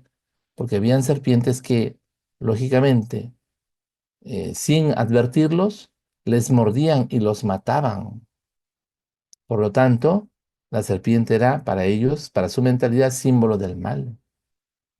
Entonces, según el texto del Génesis, parece que la serpiente tenía patas y hablaba y era... Entre la condena hacia la serpiente, ¿cuál es? Que repte, ¿no? Que colme el polvo, que se arrastre sobre su vientre. Pero ese es un lenguaje simbólico, como cuando el esposo le dice a la esposa, osita. ¿Es realmente una osita? ¿Ruge? ¿Tiene garras? No, es un símbolo. El lenguaje entonces puede ser simbólico y no hay ningún problema, ¿no? Hay que simplemente captar qué es lo que está detrás del símbolo. Ya, señores, yo sé que eso está suscitando en algunos casos mucha perplejidad, pero les tengo que decir, lo tenía que decir y se dijo. Ya, eso son los géneros literarios. Entonces, el Catecismo de la Iglesia Católica, en el número 8 dice, la fe cristiana no es una religión del libro. El cristianismo es la religión de la palabra de Dios, no de un verbo escrito y mudo, sino del verbo encarnado y vivo, San Bernardo de Claraval, ¿no? Para que las escrituras no queden en letra muerta, es preciso que Cristo, palabra eterna del Dios vivo, por el Espíritu Santo, nos abre el espíritu a la inteligencia de las mismas. Entonces, pueden permanecer muchas cosas oscuras en la lectura, pero uno tiene que leer siempre con el espíritu, con el mismo espíritu que la inspiró. Es decir, siempre encomendarse a Dios para que Él mismo nos abra nuestra inteligencia, como hizo Jesús con los discípulos luego de su resurrección, y podamos comprender qué es lo que está detrás, ¿ya? Esto es fundamental. Bueno, le voy a presentar así también brevemente en este proyecto, en base a estos textos del proyecto Biblia, cuáles son los estilos literarios, ¿ya? Un ratito nada más, así lo vemos en pocos minutos, Lo que yo le llamo géneros literarios también se llaman estilos literarios. Vamos a ver ya, que es muy interesante. A ver aquí, un momento. Compartir con sonido. Vamos a compartir con sonido. La Biblia es una colección de muchos libros que cuentan una misma historia de principio a fin. Pero todos esos libros fueron escritos en diferentes estilos literarios. Sí, piensa en esto como si entraras en una librería donde cada pasillo tiene una clase distinta de literatura. Tenemos historia o poesía o narrativa, y cuando eliges un pasillo y tomas un libro, vas a tener expectativas muy diferentes. Buscarás cosas diferentes. Cierto, todos los libros son literatura, pero comunican de maneras muy diferentes. Sí, y es lo mismo con respecto a la Biblia. Si no prestas atención al estilo en el que están escritos, te perderás el esplendor de cada libro. Entonces, ¿cuáles son los principales tipos de literatura en la Biblia? Bueno, primero que nada tenemos la narración. Compone nada menos que el 43% de la Biblia. Después de eso tenemos la poesía, que compone el 33% de la Biblia. Y luego tenemos lo que podrías llamar discurso en prosa, que compone el 24% restante. Casi la mitad de la Biblia es narración. Sí, y esto no es un accidente. Las historias son la forma más universal de comunicación humana. De hecho, nuestros cerebros están diseñados para recibir información a través de historias. Y las historias son realmente entretenidas. ¿Por qué? Bueno, las historias nos entrenan para encontrarle sentido a los eventos que aparentemente suceden en la vida al azar, tomando esos eventos y poniéndolos en una secuencia. Y luego, cuando están juntos, puedes empezar a ver el significado y el propósito de todo. ¿Y qué es lo que une todo esto? Bueno, las buenas historias siempre tienen un personaje que quiere algo, y luego, a través de estos personajes, el autor puede explorar las grandes preguntas de la vida, como quiénes somos y qué es lo que verdaderamente importa en la vida. Y una buena historia siempre involucra alguna clase de conflicto. Algún reto que superar, justo como en nuestras propias vidas. Y eso nos obliga a pensar en nuestros propios retos, en por qué hay tanto dolor o decepción en el mundo y qué podemos hacer al respecto. Y las historias usualmente terminan con alguna clase de resolución que nos da esperanza para nuestras propias historias.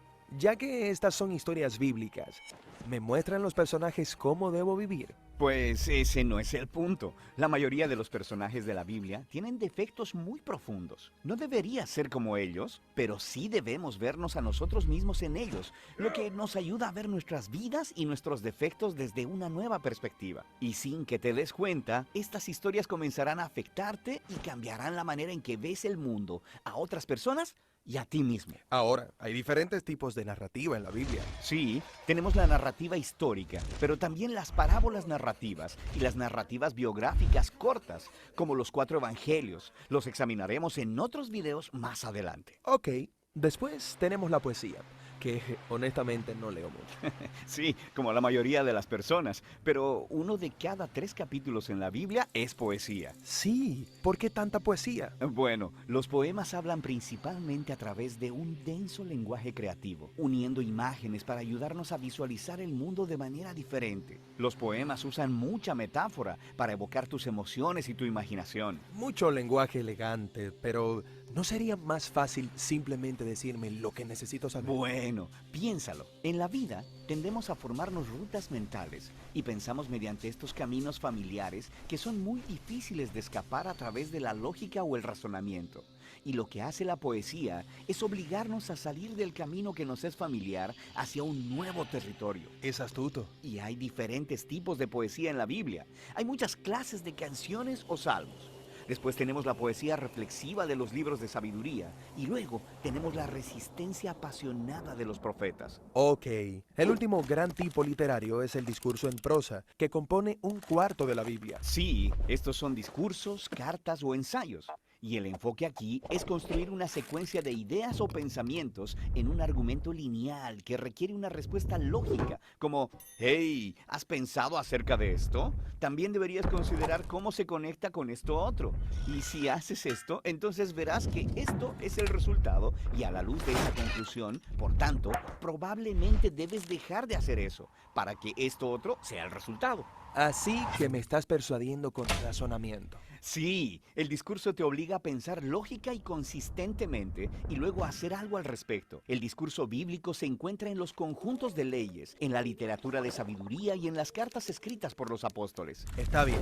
Entonces cada libro de la Biblia tiene un estilo literario. No, de hecho, la mayoría de los libros tienen un estilo literario primario, como narrativa, por ejemplo. Pero luego, incrustado en la narrativa, encontrarás poemas, parábolas o una colección de leyes. Todo libro bíblico tiene una combinación propia de estilos literarios. Y para leer bien ese libro necesitas estar familiarizado con cada tipo de literatura y cómo funcionan. Sí, así que sabrás a qué ponerle atención y qué preguntas hacer. Pero antes de que veamos cada tipo, hay una característica más unificadora de la literatura bíblica que es realmente importante y realmente genial. Y eso es lo que exploraremos próximamente.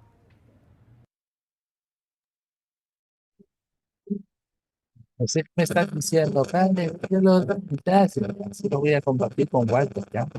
Después les cobro, no, mentira, esto es gratuito. La página, después les enseño también para que ustedes vean qué tan rica se llama así, Proyecto Biblia, ¿ya? O si no, de arranque nomás les digo para que después puedan explorarla. Son materiales muy buenos, donde dice, por ejemplo, videos, van a videos y ahí tienen toda la organización, ¿no? Son temas, pero también colecciones completas, ¿no? Hay también podcast, donde dice, no, la playlist, ahí donde está la playlist. Por ejemplo, donde está el Antiguo Testamento. Acá tiene toda una colección de La libros del Biblia Antiguo es una Testamento. historia unificada. Y todo, tiene un resumen del Antiguo Testamento, panorama general. Génesis en dos partes, Éxodo, Levítico, otros libros, por ejemplo. ¿De qué trata el libro de Joel? ¿De qué trata el libro de Job? Y así, el libro de Ruth, ¿no? En 7 minutos, o sea, son especialistas en la Biblia que han hecho estos videos de alta calidad, o sea, de alta resolución, pero que también tienen un gran contenido. Hay cosas que uno aprende simplemente al escuchar, ¿no? Entonces, cuando habla, por ejemplo, del libro de Ruth o el libro Cantar de los Cantares, te explica, ¿no? Porque es un libro en el que nunca Dios aparece y no se habla de Dios, y sin embargo es un libro religioso. Los judíos todos los viernes por la noche, cuando celebran el Shabbat, el sábado, leen el Cantar de los Cantares y cantan el Cantar de los Cantares todos los sábados. Estamos hablando de más de 2.800 o 2.600 años. Y lo hacen todos los viernes por la noche. ¿Y por qué? Porque la comunidad cristiana, la comunidad judía antigua, dijo que ese libro que canta, es un canto, el amor de Dios por su pueblo. O sea, la interpretación es una cosa, el texto es otra. El texto no dice que es Dios, dice que es un hombre y una mujer, ¿no? Entonces, es muy interesante esto porque es un ejemplo de que para hablar de la Biblia, no podemos hablar de la Biblia en sí misma, sino también de la comunidad que está detrás, en la cual la Biblia se ha formado, es lo mismo, ¿no? Para hablar del Evangelio de Marcos, yo tengo que hablar de la comunidad que estuvo detrás, una comunidad creyente, la comunidad de Roma, guiada por Pedro, ¿no? Pablo también en el escribe a los romanos y así. Es decir, yo no puedo prescindir de la comunidad. Es lo que la iglesia es, por ejemplo, respecto a la Biblia. El magisterio de la iglesia tiene la función, la tarea, es el que la Biblia se difunda, pero que también la Biblia se conserve. Así es, ¿no? Que no se le añada cosas, se le quite cosas. Y también la iglesia tiene la misión de orientar a partir de una correcta interpretación. Bien, voy a dejar compartir esto. Les he mostrado qué página es. Simplemente usaba como fondo, pero así que el tiempo nos está ganando. eh, Antes de dar lectura a sus preguntas, voy a mostrarles una imagen bonita para esta noche. Y ese pelado que está ahí, ¿quién es? No, es un santo. Hay en la Biblia una escena donde al profeta Eliseo, discípulo de, de Elías, un grupo de niños a Eliseo empezó a insultarle: oye calvo, oye pelado, oye pajlauma. Empezaron así a molestarle los niños, ¿no? Y dice el texto de segundo libro de Reyes que vinieron dos osos y acabaron con esos niños, ¿ya? Seguramente los niños que leían así la Biblia y se burlaban de los mayores, ya mejor no, porque no van a venir los osos y nos van a devorar, ¿no? Entonces hay muchas enseñanzas en la Biblia. Este señor que está sin cabello, que está con barba, es San Jerónimo. Chirola. San Jerónimo dijo, ignorar las escrituras es ignorar Dios. El desconocimiento de las escrituras es el desconocimiento de Dios. Porque las escrituras en el Antiguo Testamento nos hablan previamente, a través de imágenes, de esa esperanza mesiánica, es decir, de Jesucristo iba a venir. Y también aparece Jesucristo explicado a través de ciertos acontecimientos del Antiguo Testamento. Ya en el Nuevo Testamento es Cristo quien nos habla y también se habla de Jesucristo completamente, ¿no? De manera que toda la Biblia tiene a Jesucristo al centro. Discúlpeme, padre Raúl, hay un Diga, poco de ruido en su audio que no nos permite escucharlo bien. No sé si se ha movido algo al conectarlo. a ver, a ver, a ver, a ver, a ver, estoy a ver, escuchando. Hola, ¿ahí se escucha bien? Lo escuchamos bien con un eco. Ah, no, pero el eco es porque he puesto ahora el monitor de la espía. Pero ahora sí se escucha bien. ¿O hay algo? Por mí, Daniela? lo escucho muy bien ahora. Sí, padre. Ya, Sí. ya, sí, a veces la tecnología es así. Uno dice, sí, todo bacán, pero bueno, tiene que ver también con la red de la zona porque es oscilante y uno paga fibra óptica y es oscilante. O sea, por picos te da bastante potencia y por otros no. Puede ser también que la red sea la red, ya. Pero a ver, ahora sí me están escuchando, ¿verdad? Ya.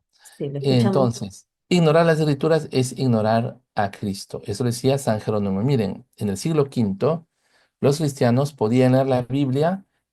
Los cristianos ya no hablaban griego, hablaban latín. Ya el griego había sido desplazado por el latín. Ya nos encontramos hacia el año 475, entrando ya al siglo V. El papa de turno se llamaba Dámaso, que también es santo. San Dámaso le encomienda a Jerónimo, un hombre estudioso, hacer una traducción para que la gente pudiese leer la Biblia, ¿no? Y como era una versión pensada en el pueblo, que en latín se dice vulgus, se le llamó la Vulgata. ¿Y él cuánto tiempo empleó para hacer esa traducción del hebreo, del griego, del arameo al latín, no al castellano, al latín? ¿Cuánto tiempo? Pues al menos 30 años. Pero él no estuvo solo, estuvo con una comunidad religiosa de varones, pero también con un grupo de religiosas y también de consagradas. No todas eran religiosas y no todas eran consagradas. También había una mamá con su hija, ¿no? Una discípula de Jerónimo que se llamaba Paula, que tenía su hija llamada Eustoquio. Entonces, ellas también seguramente colaboraron con la traducción que durante 1500 años ha servido a toda la iglesia. Esa versión se llama la Vulgata. Entonces, cuando uno lee la Vulgata, no está haciendo algo malo, porque es la Biblia que han escuchado tantos santos a lo largo de los siglos, ¿no? Y hay mucha gente que desprecia el latín y dice, no, el latín, eso es retrógrado. No, el latín es historia, es cultura, es belleza también, ¿no? Por ejemplo, esta mañana he rezado el Regina Cheli, o sea, Reina del Cielo en castellano, con un grupo de sacerdotes amigos que estábamos en una reunión, ¿no? Pues una cosa es rezar en castellano y otra cosa es cantar en latín, ¿no? Hay mucho más belleza porque ciertos idiomas se prestan mucho más a la melodía, ¿no? Eh, Les digo esto, el alemán no es tan bueno como idioma para la música. Tanto es así que cuando los alemanes tienen que concursar en los concursos internacionales, cantan en inglés y sus canciones se hacen famosas en inglés, porque en inglés se presta para la melodía, ¿no? Al igual que el castellano.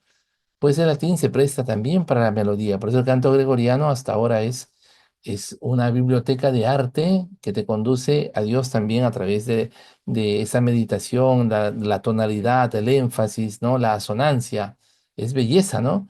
Entonces, les digo esto que la Vulgata ha servido durante 1500 años, ahora ya no, pero nunca se desprecia el latín. Les digo eso porque hay sacerdotes que desprecian el latín. No, no hay que despreciar, ¿no?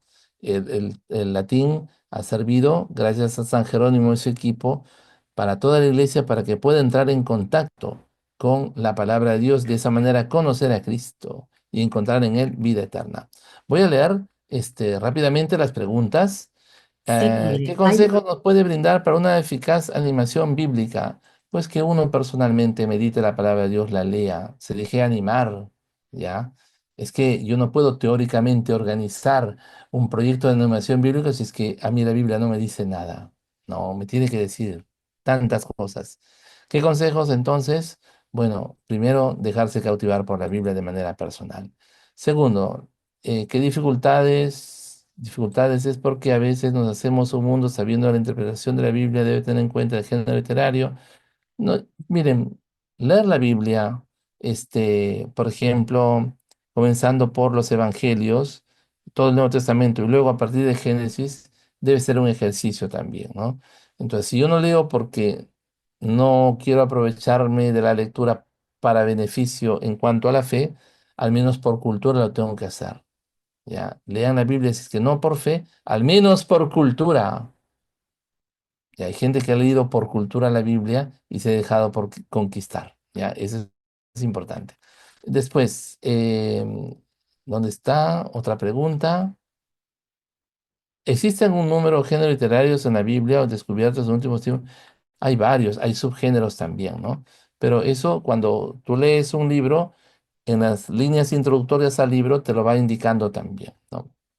Así, hay subgéneros. Por ejemplo, el Evangelio es un género literario, pero tiene subgéneros, tiene parábolas, tiene también discurso directo, también tiene adivinanzas, también tiene pues, enigmas y así.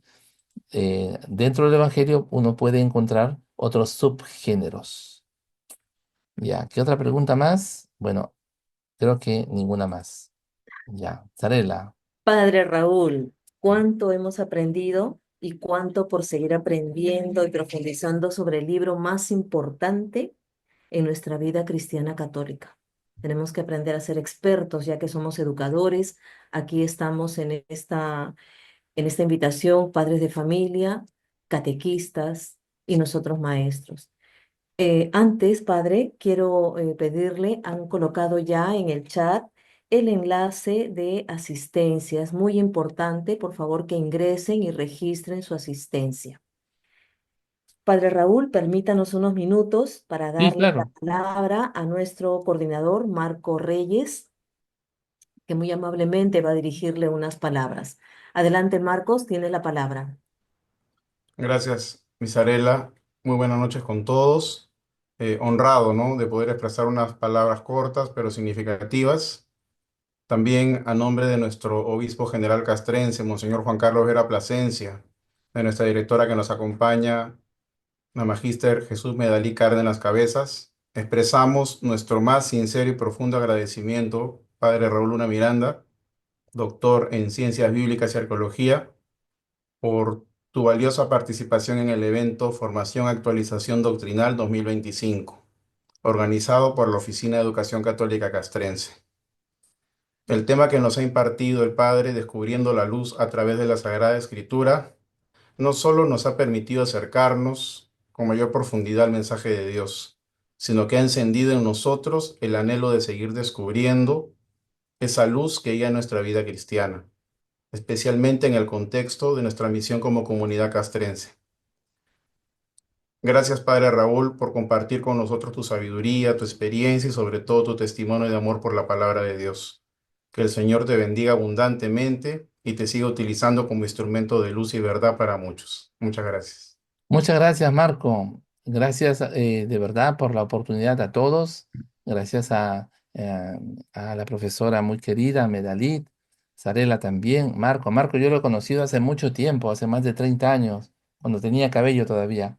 No, no, cuando éramos jóvenes, Marco. Y bueno, pues nos hemos encontrado en el retiro y bueno, ahora también, ¿no? Walter, muchas gracias también, porque gracias a Walter he podido yo estar atento a que el material que se ha compartido, porque la presentación que yo he usado, Walter la puede compartir con ustedes y además un folleto que yo preparo siempre para las clases que doy, introductorias sobre todo, con los términos que ayudan a comprender los estudios bíblicos. Ya es algo muy sencillo, es un folleto, no es un libro, pero que Walter también los tiene en PDF y que los puede compartir. Bueno, Sí, nuevamente sí. reiterar mi gratitud a todos ustedes cuando gusten. Si es virtual, para mí es mucho mejor porque estoy en la casa, ¿no?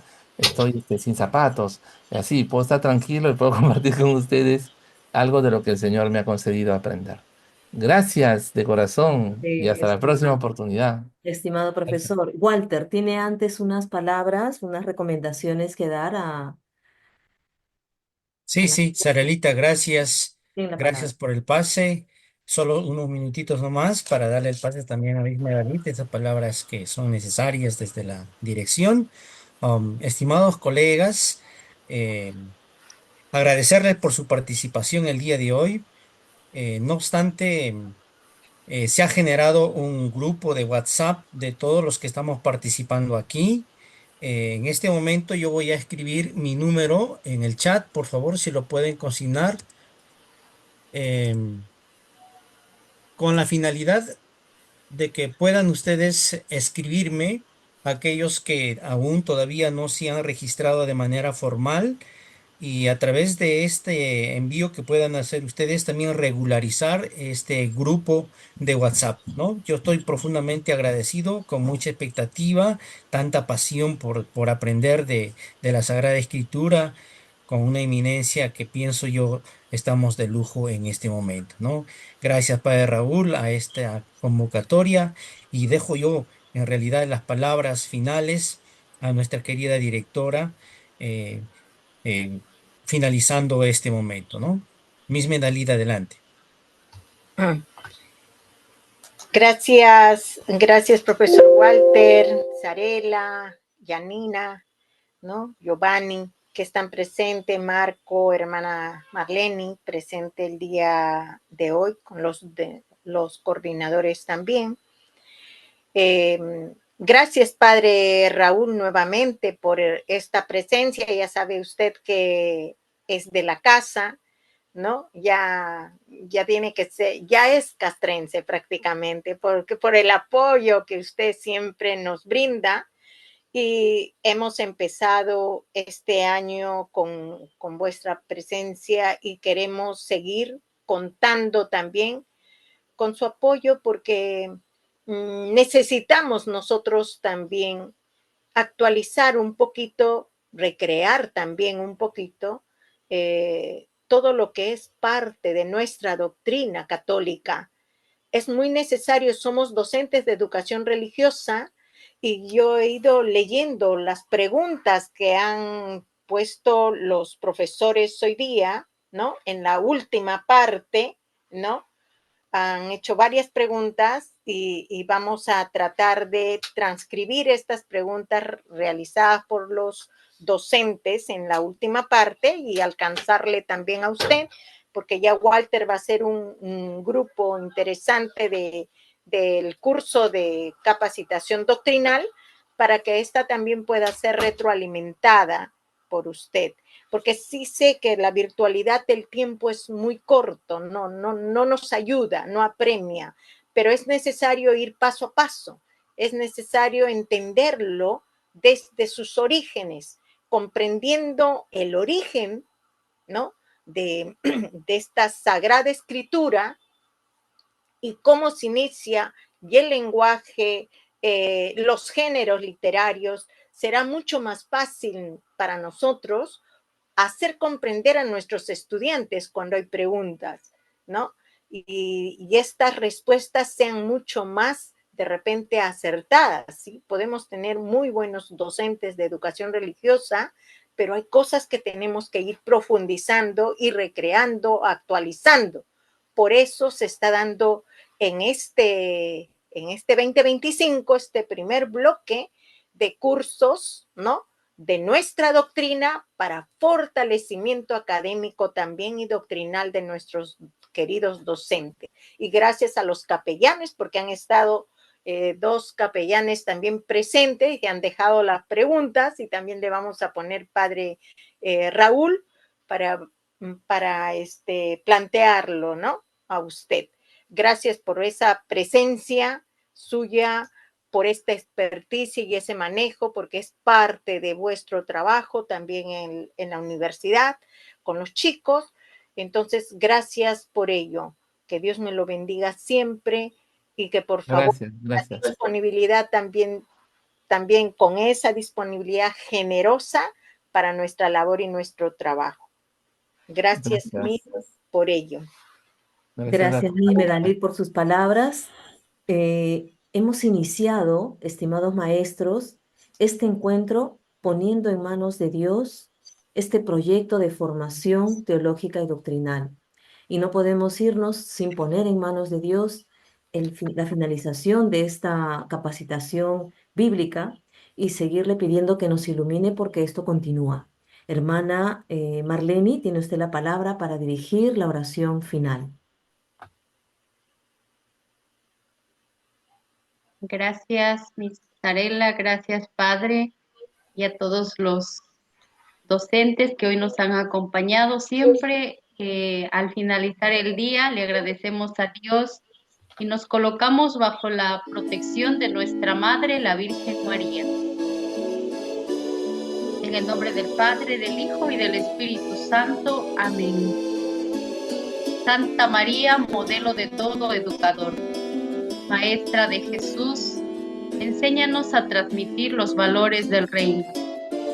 Virgen María, que escuchas la palabra y la pones en práctica, que todos nosotros la acojamos como tú, el corazón.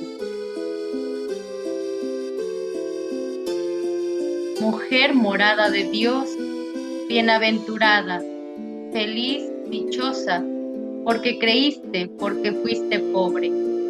Enséñanos a ser como tú, ternura y presencia de madre. Ayúdanos a crecer para Dios, porque para Dios no hay nada imposible. Anima tú nuestro trabajo y ruega por nosotros, educadores. Amén. Madre, eres la más bella de todas las flores. Madre nuestra, ruega por nosotros. Amén. En el nombre del Padre, del Hijo y del Espíritu Santo. Amén. Muchas gracias, hermana Marleni. Estimados maestros, padres de familia, catequistas que están hoy reunidos, nuestra gratitud sincera por habernos dedicado este tiempo y por haberse dedicado este tiempo ustedes mismos a su formación. Es un tiempo importante de formación teológica y bíblica. Nuestro sincero agradecimiento por su participación esta noche. Los esperamos el próximo miércoles 7 de mayo 8 de la noche, con un tema tan importante como el que hemos visto hoy, el misterio de la Santísima Trinidad, dirigido por el Padre Tomás Garbén. Que tengan todos un feliz descanso y mañana un bello día en familia, celebrando con gratitud el Día del Trabajador. Que tengan Sarela, todos muy buenas